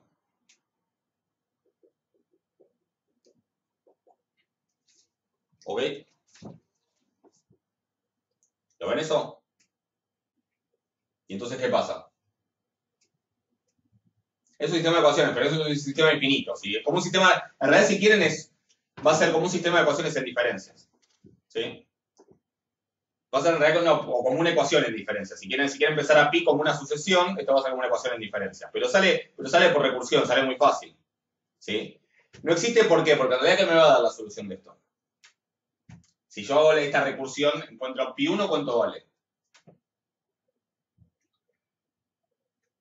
No, eso sería, claro, bueno, eso sería si vos los tachás, ¿no? Pero para tacharlos, ¿qué necesitas suponer?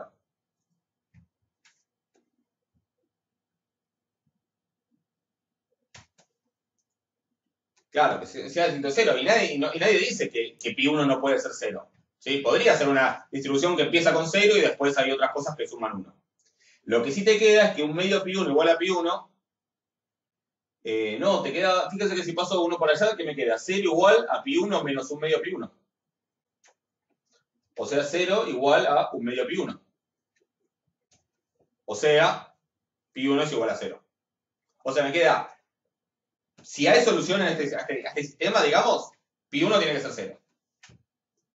¿Estamos de acuerdo? O sea, y eso no estaría mal que pi1 valga 0, porque podría ser 0, un medio, 0, 0, 0, 0. Una distribución inicial. ¿Se entiende? El problema, exacto, es que cuando yo ahora haga la recursión me va a dar que todos son 0. Porque una vez que a mí me queda que pi1 tiene que ser 0, ok, listo, eso no es un problema. Pero el problema es que acá me queda que si pi1 es 0, me queda pi2 sobre 2 igual a pi2. Bueno, de vuelta lo mismo. O sea que pi2 también es 0. Tampoco es un problema en sí mismo, ¿sí? Que pi2 sea 0. Pero que pi2 sea 0 implica que pi3 es 0. Y que pi3 sea 0 implica que pi4 es 0. De hecho, yo no lo voy a hacer, pero si quieren escribirlo por inducción, prueben que lo que estamos probando es que pi1 es igual a 0 y ph igual a 0 implica, es una pavada igual el probarlo, ph más 1 igual a 0. ¿Ok? O sea, esto ya lo probamos y esto probarlo en general es una pavada. Conclusión, si pi1 es 0 y ph igual a 0 implica ph más 1 igual a 0.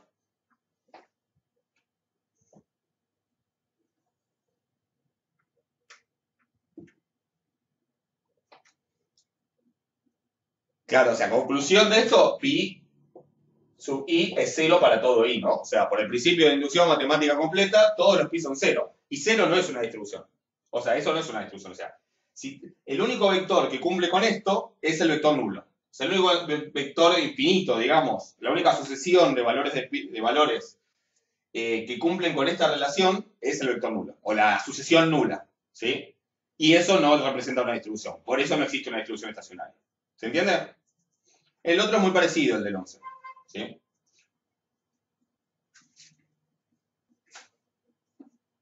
¿Se entiende eso?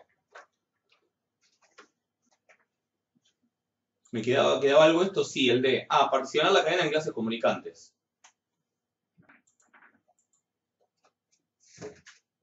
Ahí borré el grafo, qué mal, pero lo pongo acá.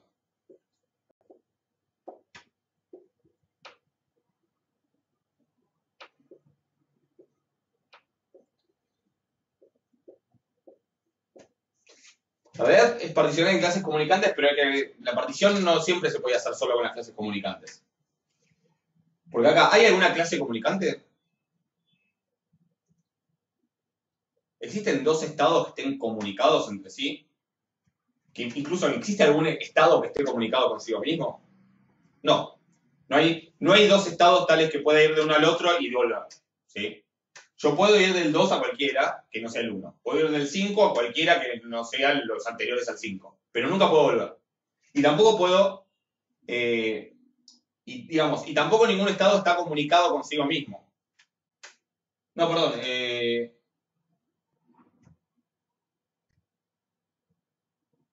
Sí, el 1 sí está. A ver, perdón, estoy diciendo. No estoy comunicado porque comunicado. Puedo ir del 1 al 1. ¿Cuál es la definición? Sí, no, está bien, el 1 sí está comunicado consigo mismo. Está bien. O sea, ¿cuáles son las clases comunicantes? A ver, no son estados sin retorno, ¿sí? Pero sí se vacían. ¿Sí? Fíjense que acá ya las cosas se vuelven mucho menos intuitivas que las definiciones que dimos. No son estados sin retorno porque no es cierto que estando en el 1 yo nunca más puedo ir al 1. Recuerden que estado sin retorno sería esto. Y es sin retorno, si, solo si, P, I, N es igual a 0 para todo N. Y eso acá es mentira, ¿sí? Porque de hecho PI es igual a un medio para N igual a 1. ¿Sí? O sea que del 1 puede ir al 1. O sea que el 1 forma una clase comunicante. Sería CDI, no sé, no sé esa carita que era antes de que se convirtiera en carita, pero sería que CDI es igual a I para todo I. Claro. A ver, si esa probabilidad se va a hacer despreciable, pero en términos de definición, estas probabilidades en este caso son todas positivas. ¿Sí? O sea, son todas, exactamente, era esto. Son todas positivas, o sea que digo, no es un estado sin retorno. ¿Sí? Todos los estados se van a vaciar eventualmente. Y fíjense que esto no puede pasar en una cadena finita. No puede pasar que todos los estados se vacíen. ¿Qué quiere decir que se vacíen los estados? Que estas probabilidades en el límite son 0. ¿Sí? Pero eso no puede pasar en una cadena finita, porque lo que va a algún lado tiene que ir a otro, y cuando tenga una cantidad finita, en algún lado tiene que estar. Acá es como que las probabilidades se van corriendo infinitamente para allá. Por eso, digo, lo que más me interesa de estas cadenas infinitas es que se queden con la... Y digo, no es que ustedes no vayan a tener que trabajar con cadenas infinitas, ¿sí? Van a tener que trabajar, y vamos a trabajar con cadenas infinitas en Poisson y eso. Pero lo que quiero mostrar es que en cadenas infinitas es todo mucho menos intuitivo, ¿sí? Porque, por ejemplo, acá todos los estados se vacían, pero ninguno es un estado sin retorno, ¿sí? Y todos se vacían, ninguno es un estado que vaya absorbiendo a los demás. Por ejemplo, acá no hay estados absorbentes. Pero bueno, ¿cuáles serían las clases comunicantes?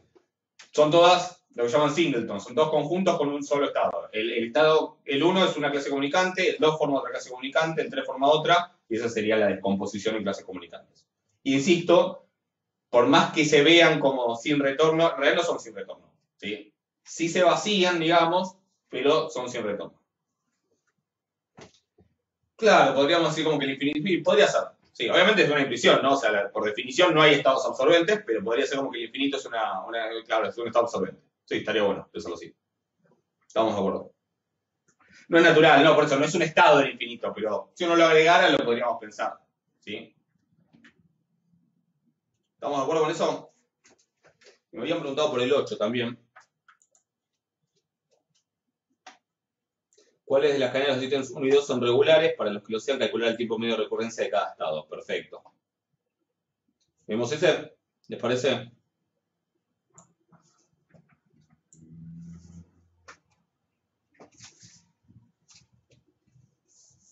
Hacemos algunas, por lo menos.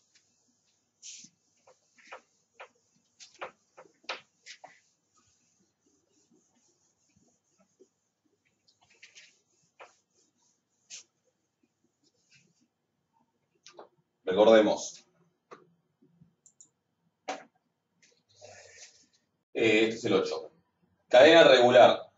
¿Sí? ¿Qué significaba? Bueno, para el caso infinito significaba 3 cosas, pero para el caso finito, todas las de el ítem 1 y 2 son todas cadenas finitas, se reducía a 2 cosas. ¿Sí? Regular quería decir irreducible, es decir, todos los estados pertenecen a una misma clase comunicante, ¿sí? Ese es igual a la clase comunicante de cualquier estado, y aperiódica.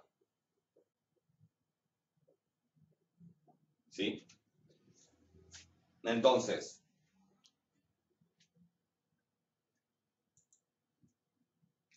pensemos en la cadena del ítem 1. ¿Sí? La matriz es 0, 1 medio, 1 medio. Como para realizar esto no necesito los números, sino solamente cuáles son 0 y cuáles no, voy a escribir ceros y puntos, o ceros y cruces si quieren, para que sea más claro, para que sea mejor en la cámara. 1 medio, 0, 1 medio, 1 medio, 1 medio, 0. ¿Sí? Esa es la cadena para el ítem 1.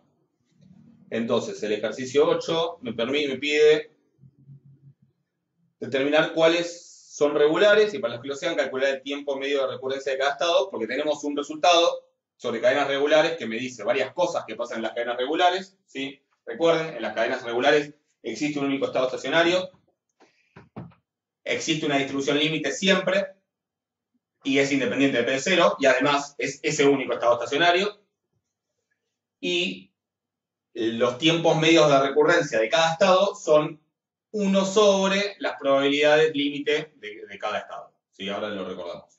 Entonces, ¿qué pasa en el punto 1? Es regular.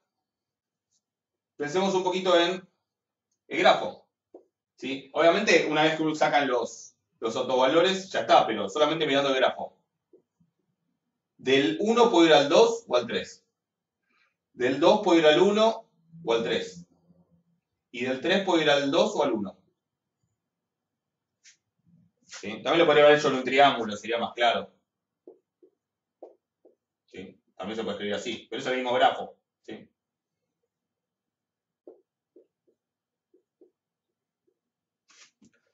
¿Es regular? ¿Es irreducible? Primero, ¿cuáles son las clases? ¿Es irreducible? ¿Cuántas clases comunicantes hay? Sí, es irreducible, ¿no? O sea, hay una única clase comunicante que es 1, 2, 3. O sea, ¿el 1 está comunicado con el 2? Sí. Puedo ir al 2 y puedo volver. Exacto. ¿El 1 está comunicado con el 1? Sí, no en un solo paso, pero sí, acuérdense que comunicado no quiere decir comunicado, no quiere decir que la probabilidad de transición de orden 1 sea positiva, ¿eh? Quiere decir que en alguna cantidad de pasos puede, entonces, en 1 sí, puedo ir al 2 y después volver, o sea que el 1 está comunicado con el 1. También puedo hacer 1, 2, 3, 1. O sea que el 1 está comunicado con el 1, está comunicado con el 2 y con el 3. Entonces está en la misma clase comunicante, ya está. Lo mismo le pasa al 2, lo mismo le pasa al 3. ¿Estamos de acuerdo? O sea, es irreducible. Ok. ¿Es aperiódica?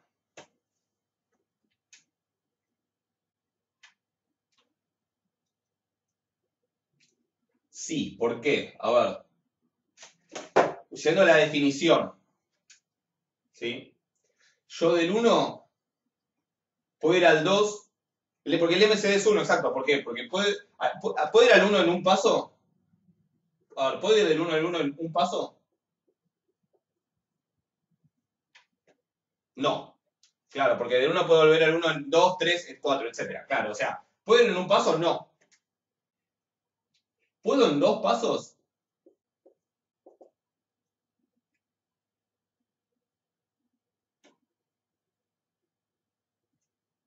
Sí, en 2 puedo. Puedo ir del 1 al 2 y del 2 al 1. O puedo ir del 1 al 3 y del 3 al 1. O sea que en 2 pasos sí. O sea, esto no, pero esto sí. Puedo ir cuando digo en 3 pasos, digo en exactamente 3 pasos. ¿Puedo ir del 1 al 1 en 3 pasos exactamente?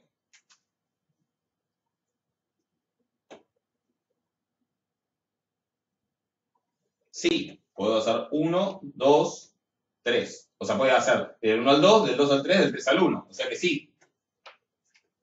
Entonces, cuando yo calculo D, ¿sí? El periodo, tengo que calcular el MCD de todos los cantidad de pasos para los cuales esto es cierto. ¿Sí? Como es cierto, por lo menos para el 2 y para el 3, ya el MCD entre 2 y 3 es 1, y como menos no puede dar, entonces es 1 el MCD. O sea que en este caso D es igual a 1. ¿Sí? Pero que D sea igual a 1 no quiere decir que en un paso se puede. Pero quiere decir que a partir de algún momento, ¿sí? Se puede en cualquier cantidad de pasos. ¿Estamos de acuerdo? Por ahí con 2 y con 3 no es tan claro. Si ustedes lo hacen, por ejemplo, con, no sé, con 5 y con 8, es decir, si tienen, acá me refiero con 5 y con 8. Aquí tengo un 1, 2, 3, 4, 5, así. ¿Sí? Eso lo puedo hacer en 5 pasos. Y lo hago con 8. Es decir, que bueno, que acá hago a 6, 7, y vuelvo, y supongamos que acá son 5 pasos, y acá son 8 pasos. ¿Ok? O sea, supongamos que tengo como un círculo, un loop que es en 5 pasos, y otro loop del 1 que es en 8 pasos. ¿Puedo ir en un paso? No. ¿Puedo ir en 2? No. ¿Puedo ir en 3? No. ¿Puedo ir en 4? No. En 5 puedo. En 8 también.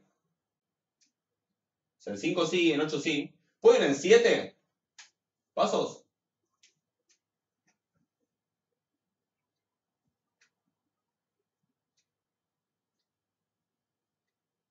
No.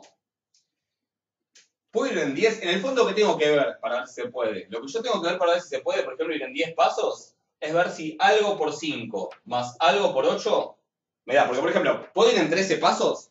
Y cuando digo en 13 pasos, no quiere decir en 13 pasos por única vez. Digo, ¿es positiva la probabilidad de que si hoy estoy en el 1, dentro de 13 pasos esté de vuelta en el 1? Y eso sí, porque yo podría dar una vuelta acá, después doy una vuelta acá, y después de 13 pasos volví al 1. Aunque pasé por el 1, pero no importa, lo que estoy viendo es si después de 13 pasos puedo volver a estar en el 1. Entonces, ¿por qué 13 pasos se puede? Porque con el 5 y el 8 puedo armar el 13. Pero con el 5 y el 8 no me puedo armar el 10. ¿Sí? Por ejemplo, puedo en, qué sé yo, 35 pasos, puedo, si hoy estoy en el 1, dentro de 35 pasos estar en el 1, ¿de qué va a depender eso? De que algo por 5 más algo por 8 me dé 35. ¿Se entiende? Y eso no es tan obvio, si se puede o no se puede. Hay que usted piense un poco, a lo mejor se les ocurre. Si ha estado sin retorno directamente de irreducibles a tasas transitorias, sí. Claro. 7 veces 5 da 35. Perfecto, listo. 7 y 0. O sea que se puede. Exactamente. ¿Sí? Les cuento rápidamente por qué, para que vean lo que esto significa. Esto, como bien dice por ahí, se llama una ecuación diofántica. Es una ecuación donde las incógnitas son números enteros. ¿Sí? Si quieren, pongámoslo así para que sea más parecido a... Sí, sí que suena rarísimo, pero es eso. El nombre de diofántica es por Diofanto de Alejandría, pero es que escribió un libro de aritmética muy importante, que eventualmente llegó a Europa a través de Pierre de Fermat, y en ese libro, en esa aritmética de Diofanto, ese libro de Diofanto, es donde Fermat se sentaba a estudiar y hacía un montón de anotaciones y escribía cosas que se le ocurrían y propiedades, y entre todas esas propiedades y teoremas que escribió el famoso...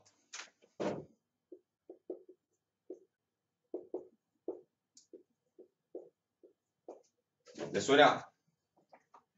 10 se puede. Ahora vamos con el 10. ¿Por le suena? A la n más b la n es distinto de C a la n si n es mayor a 2. Exactamente. Este margen es muy pequeño para contar la demostración. Esto es el famosísimo último teorema de Fermat. Exactamente, es el último teorema de Fermat. A lo mejor vieron algún documental, a lo mejor leyeron el libro, si les interesa la historia de la matemática, el libro, el último teorema de Fermat es fabuloso. ¿Qué dice el último teorema de Fermat? A al cuadrado más b al cuadrado igual a c al cuadrado, si se puede. El último teorema de Fermat. Fermat's Last Theorem se llamó. Está en castellano, está en inglés, está traducido a un millón de idiomas. No, un millón no, pero está traducido a muchos idiomas. Sí. Lo que dijo, Fermat probó un montón de propiedades, hay un montón de teoremas que se llaman teoremas de Fermat en teoría de números. Y en la mayoría de los casos no dejó las demostraciones, que era algo muy de la época, lo de eso de guardarse las demostraciones. Entonces, en general, sí, en realidad es así. Digamos, después que Fermat falleció, muchos matemáticos fueron probando esos teoremas que Fermat enunció. Euler probó unos cuantos de ellos, ¿sí? Uno de los que más probó teoremas de Fermat fue Euler, pero este era muy rebelde, digamos, y se resistía a cualquier demostración. Euler no lo probó genérico, Euler probó algún caso, no me acuerdo si probó... Euler creo que... Euler probó algún caso, o varios casos, pero no probó todos, ¿sí? Y a medida que pasó el tiempo, bueno, para n igual a 4 seguro. Si es el n igual a 4 lo probó, creo que n igual a 3 también, no ya se había probado antes. Y a medida que pasaron, piensen que estamos hablando de, no me acuerdo exacto, pero esto debe ser siglo XVII o XVI, no estoy seguro. Con los años se fueron probando un montón de casos, pero el caso genérico para cualquier n mayor a 2 fue quedando, ¿sí? Cada vez se fue complejizando más. Lo interesante del último teorema de Fermat, más allá de lo que dice en sí, es que fue haciendo que se desarrollara un montón de matemática para poder probarlo, pero que esa matemática es útil para otras cosas. En algún momento apareció la teoría de los números ideales, se fue desarrollando mucho la teoría de números y seguía sin poder demostrarse. Durante el siglo XX se probó algo que se llama la conjetura de Taniyama-Nakamura o algo por el estilo, que básicamente dice, el teorema de Fermat es cierto sí, solo sí, tal otra cosa que pareciera no tener nada que ver, ¿sí? Que es básicamente que para cada forma modular existe una ecuación elíptica y viceversa, muy difícil de entender. Y en 1991, creo, Andrew Wiles, un matemático inglés, probó esa conjetura que automáticamente probó el teorema. Es una cosa complejísima, de hecho, tan compleja que la prueba de Wiles, que además de ser larguísima, cuando la revisaron encontraron un error, se había querido matar literalmente, pero no, lo que hizo Wiles fue sentarse, tratar de corregir el error y lo corrigió, y finalmente le aceptaron la prueba, yo creo que fue en el 93 o algo por el estilo, o sea que piensen que desde que Fermat la enunció, escrito en el libro de esa aritmética de Diofanto, en un costadito diciendo, vale esto, y en una carta dice, he encontrado una muy interesante demostración de esto, pero como pusieron por ahí, el estrecho es demasiado extensa para entrar en el estrecho margen de este libro o algo por el estilo. ¿Sí? Es lo que dijo Fermat. Obviamente lo que se considera es que seguramente no tenía una demostración formato, la demostración que tenía era incorrecta en algún lado, porque realmente piensen que llevó, no sé, 300, 400 años llegar a una demostración. Pero bueno, es como un resultado súper interesante que da lugar a muchos años de historia de la matemática. O sea, si les interesa la historia de la matemática, muy interesante para leer. But I digress. Sí, pero me voy de tema. Es en esa aritmética de Diofanto, Diofanto plantea estas ecuaciones con coeficientes enteros. ¿Sí?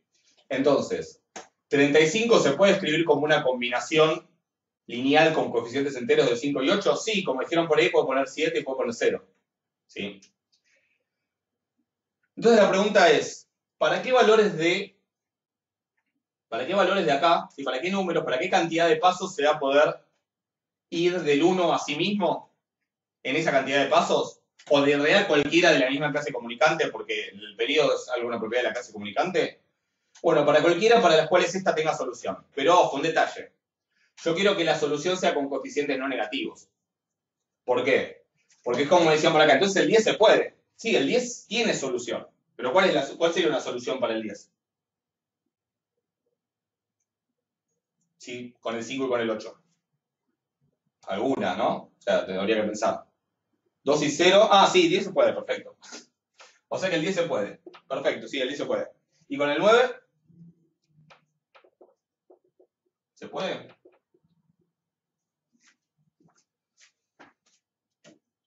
El 9 es... A ver. No, el 9 se puede escribir la combinación, pero ahora no me sale, pero alguno de los coeficientes va a tener que ser negativo. Hay una manera sistemática de hacer esto con algo que se llama algoritmo de Euler, algoritmo de Euclides. ¿Sí? Hay una manera sistemática de buscar las soluciones, todo eso lo probó Diofanto, pero no importa, digo, lo importante es qué va a hacer con números con coeficientes negativos. Yo no sé, a ver, 24 menos 15, ¿no? No, 24 menos... Sí, 24 menos 15, sí, o sea, 3 por 5, no, menos 3 por 5 más 3 por 8. Sí, o sea, menos 15 más 24 es 9. O sea, se puede, pero esto implicaría en realidad que hago 3 veces el camino para atrás. ¿Sí? Entonces, no, entonces el 9 no entra, ¿sí? Porque en realidad terminaría, viajo al pasado. O sea, entonces en realidad, ¿cuáles son los que se van a hacer, la cantidad, volviendo a qué estábamos acá? ¿Cuáles van a ser las cantidades de pasos en las que yo sé que si estoy en 1, después voy a estar en 1, todas las que se puede hacer esto? Y básicamente lo que va a pasar es que a partir de algún momento, a partir de algún n, ya siempre esto tiene solución. ¿Sí? Para los primeros, para los que no tienen solución, pues son para aquellos en los que necesito coeficientes negativos. Pero a partir de algún momento va a tener solución ya para positivos. ¿Sí? Porque en realidad, cuando los números tienen, cuando los dos números que pongo acá son coprimos, tienen MCD igual a 1, la ecuación siempre tiene solución, aunque los coeficientes podrían ser negativos. ¿Sí? O sea, y en realidad, cuando la ecuación... sí, siempre tiene solución. ¿Sí? Hay una propiedad que tiene que ver con cuándo hay solución y la solución tiene que ver con el MCD entre estas dos cosas, si divide o no divide al número de acá. ¿Sí? Hay una idea más general. Si les interesa, les paso algún apunte para leer de esto, pero no es importante ni mucho menos. Lo que quiero que quede claro que periodo 1 no quiere decir que en un paso puede volver al 1. ¿Sí? Pero quiere decir que la cantidad de pasos en las que puedo volver al 1 en algún momento ya sí empiezan a hacer esa y todas las que siguen. Por eso se toma el MCD. ¿Sí? Por ejemplo, si tengo uno que es el 5 y otro que es el 8, no puedo en un paso, no puedo en 2, no puedo en 3, no puedo en 4. Puedo en 5, no puedo en 6, 7 y 8. No puedo en 6 ni 7, pero sí puedo en 8. No puedo en 9, pero sí puedo en 10. Y a partir de ahí se empiezan como a llenar más casos y a partir de algún momento se puede en esa cantidad de pasos y en todas las que siguen también. ¿Estamos de acuerdo? Eso como para complejizar un poco la idea de periodo, que es bastante compleja. Pero quiero terminar el ejercicio. Igual pregúntenme. ¿Por qué no terminamos? ¿Reconoce el libro de la historia de la matemática? La verdad no lo leí nunca. Lo voy a anotar porque me interesa ver de qué se trata. Si lo geo, después les digo. La verdad no tenía idea ni de que había escrito un libro de historia de matemática. A mí me encanta la historia de la matemática porque me encanta la matemática y me encanta la historia. Pero bueno, la verdad que no lo leí. Hay muchos libros muy buenos, ¿eh? El último teorema de Fermat es una novela, ¿sí? Es una novela histórica centrada en el último teorema de Fermat y en todos los esfuerzos sucesivos para demostrarlo, pero tampoco es un repaso general por toda la historia de la matemática, sino más centrado en la historia de ese teorema, que igual es súper rica. Si les interesa también la historia de la matemática y también así novelada, hay un libro que está muy bueno sobre... Hay un autor que se llama Carl Boyer, tampoco lo ubico, pero recomienden y mírenlos, y yo me los anoto y después, bueno, después me fijo, recomienden y después me fijo a ver que la raíz cuadrada de 2, ese es de Carl Boyer o es de otro autor. Ok. A mí me interesa mucho. Después, si les interesa también la historia novelada, está bueno de Indian Clerk, el contador, no me acuerdo cómo se llama, que es el que habla de la historia de Ramanujan y que después hizo la película. Justo se me desconectó. 9 no se puede, ¿no? 9 no se puede, no, 9 no se puede, porque se puede, pero tendrías que hacer viajes para atrás. Tendrías como que tomar carrera haciendo 3 vueltas para atrás en el 5 y después avanzar 8. 3 veces. Por eso no se puede. De Indian Clerks, no me acuerdo cómo se llama en castellano, el contador hindú creo que se llama, o el contable hindú, también es muy buena, que habla sobre la historia de Ramanujan y Hardy y Littlewood. Bueno, pero vuelvo. Igual si quieren encontrar algo más, pregunten. El hombre que vio el infinito, alta peli. ¿Esa es la de Ramanujan? Claro, me parece que es la película, la versión película de la novela. La novela es muy... Yo leí la novela, la película no la vi, pero dice que está bueno. Carl Boyer es el autor de Historia de la Matemática. Y yo de esa otra... la historia de la matemática, sí, no se mató mucho. Pero bueno, a lo mejor es más académica esa historia de la matemática. Menos de divulgación puede ser. Si el nombre es poco atractivo es porque debe ser menos de divulgación y más académica. Una película alemana que se llama Midiendo el Mundo, que es la vida de Gauss y von Humboldt. Bueno, bien. Buenas recomendaciones para seguir en el aislamiento. Ya hasta los 80, bueno, es un montón igual. No es que no pasaron cosas por los 80, por ejemplo, no se había probado el último teorema de Fermat, pero ese es un montón.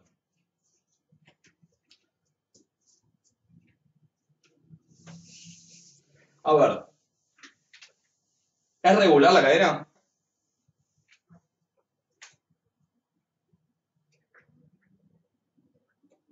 Sí. ¿Por qué? Porque es irreducible y es aperiódica. ¿Okay? Y es finita, no hace falta nada más de analizar eso de que sea recurrente positiva ni nada. Entonces es reducible y es aperiódica, así que es regular. Si es regular, valen todas esas conclusiones del teorema del teorema límite para cadenas regulares. ¿Sí? Existe una única distribución, lo voy a hacer en R rápido, ¿sí? Pero existe una única distribución estacionaria. Esperen que la voy a calcular rápido. Matrix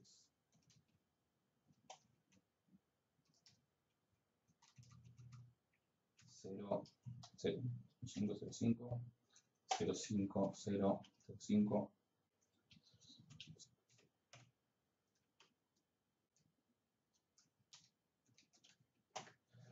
Los autovalores dan, en este caso son 1, menos 1 y menos 1 medio es doble. ¿Cómo calcularías el tiempo de recurrencia? Vamos a eso, justamente. 1, menos 1 medio, menos 1 medio, menos 1 medio son los autovalores. ¿Sí? O sea, el menos 1 medio es doble, pero el 1 es simple. Fíjese, regulares. Esto es el caso 1, ¿no? El 1 es simple y es el único autovalor maximal. ¿Sí? Que es el caso regular. Entonces, lo que voy a hacer es buscar, ¿qué sé? Que existe una distribución estacionaria, que existe el límite, que el límite no depende de P de 0 y de hecho el límite es la distribución estacionaria. Con lo cual, para buscar la distribución estacionaria, que busco un autovalor del 1. ¿Sí? Un autovector del 1, perdón. Un autovector del 1 que sea una distribución. En R me tira como autovector del 1. Me tira uno que tiene las tres componentes iguales. ¿Sí? Que está normalizado. En realidad es raíz de un tercio, raíz de un tercio, raíz de un tercio el número que me está tirando. Pero no importa. Básicamente, también el 1, 1, 1 sería un autovector. De hecho, es fácil de ver. Hagan la matriz que las X, donde las X son medios, por este vector y van a ver cómo volverá el mismo vector. Con lo cual, ¿cuál es la distribución estacionaria? Y por lo tanto, la distribución límite, porque en la cadena regular, la distribución límite es la única distribución estacionaria. Un tercio, un tercio, un tercio. ¿Estamos de acuerdo? Esto sería lo que llamamos pi sub 1, esto sería lo que llamamos pi sub 2, esto sería lo que llamamos pi sub 3. ¿Cuáles son los tiempos medios de recurrencia? Es decir, cuando estoy parado en un estado, por ejemplo, mu sub 1, tiempo medio de recurrencia de mu sub 1, ¿qué quiere decir? Es, cuando estoy parado en 1, la cantidad de periodos exacta que necesito para volver a 1 es aleatoria. ¿Sí? Cuando estoy parado en 1, en esta matriz, podría ser que, bueno, yo la borré de grafo, pero podría ser que en un periodo no puedo volver, pero en 2 puedo volver, en 3 también, en 4 sí, no, en 4 exactamente no sé, bueno, habría que ver, ¿sí? Pero básicamente es, en 4 no, porque tengo que volver. Pero bueno, digo, tengo una cierta cantidad de tiempo para volver, ¿sí? Y la cantidad esperada, esa cantidad es aleatoria, porque no sé en cuánto va a pasar, pero la cantidad esperada, digamos, el valor esperado, o la esperanza de esa variable, es lo que se llama el tiempo medio de recurrencia. En todos los mayores a 1 puede ser, porque hay que ir al 1, sí, tengo que ir volviendo entre el 2 y el 3 y después eventualmente volver al 1. Ahora, ¿cómo se calcula ese tiempo medio de recurrencia? Bueno, según el teorema de distribuciones, teorema límite para cadenas regulares, es mu sub 1 es igual a 1 sobre pi sub 1. O sea que en este caso mu sub 1 es 3. No tiene por qué dar entero, como cualquier esperanza de una variable discreta podría dar un número que no sea entero. ¿Sí? Pero bueno, en este caso es un número entero. Y lo mismo va a valer para mu sub 2 y para mu sub 3. ¿Ok? O sea que en realidad los tiempos medios de recurrencia para los tres estados en este caso son 3. Si alguno de estos pi llega a ser 0, el tiempo medio de recurrencia sería infinito. ¿Sí? Que en las matrices finitas eso implica que esos estados se vacían. ¿Ok? Son estados sin retorno. ¿Estamos de acuerdo? Eso sería lo único que hay que hacer. Con nosotros hay que hacer lo mismo, ver si son irreducibles a periódicas y en las que son regulares se puede calcular el tiempo medio de recurrencia haciendo estas cuentas. En las que no son regulares, el tiempo medio de recurrencia se puede definir, pero es más difícil de calcular. ¿Se entiende? O sea que solamente lo vamos a calcular en el caso de las matrices regulares. De las cadenas regulares. ¿Se entiende?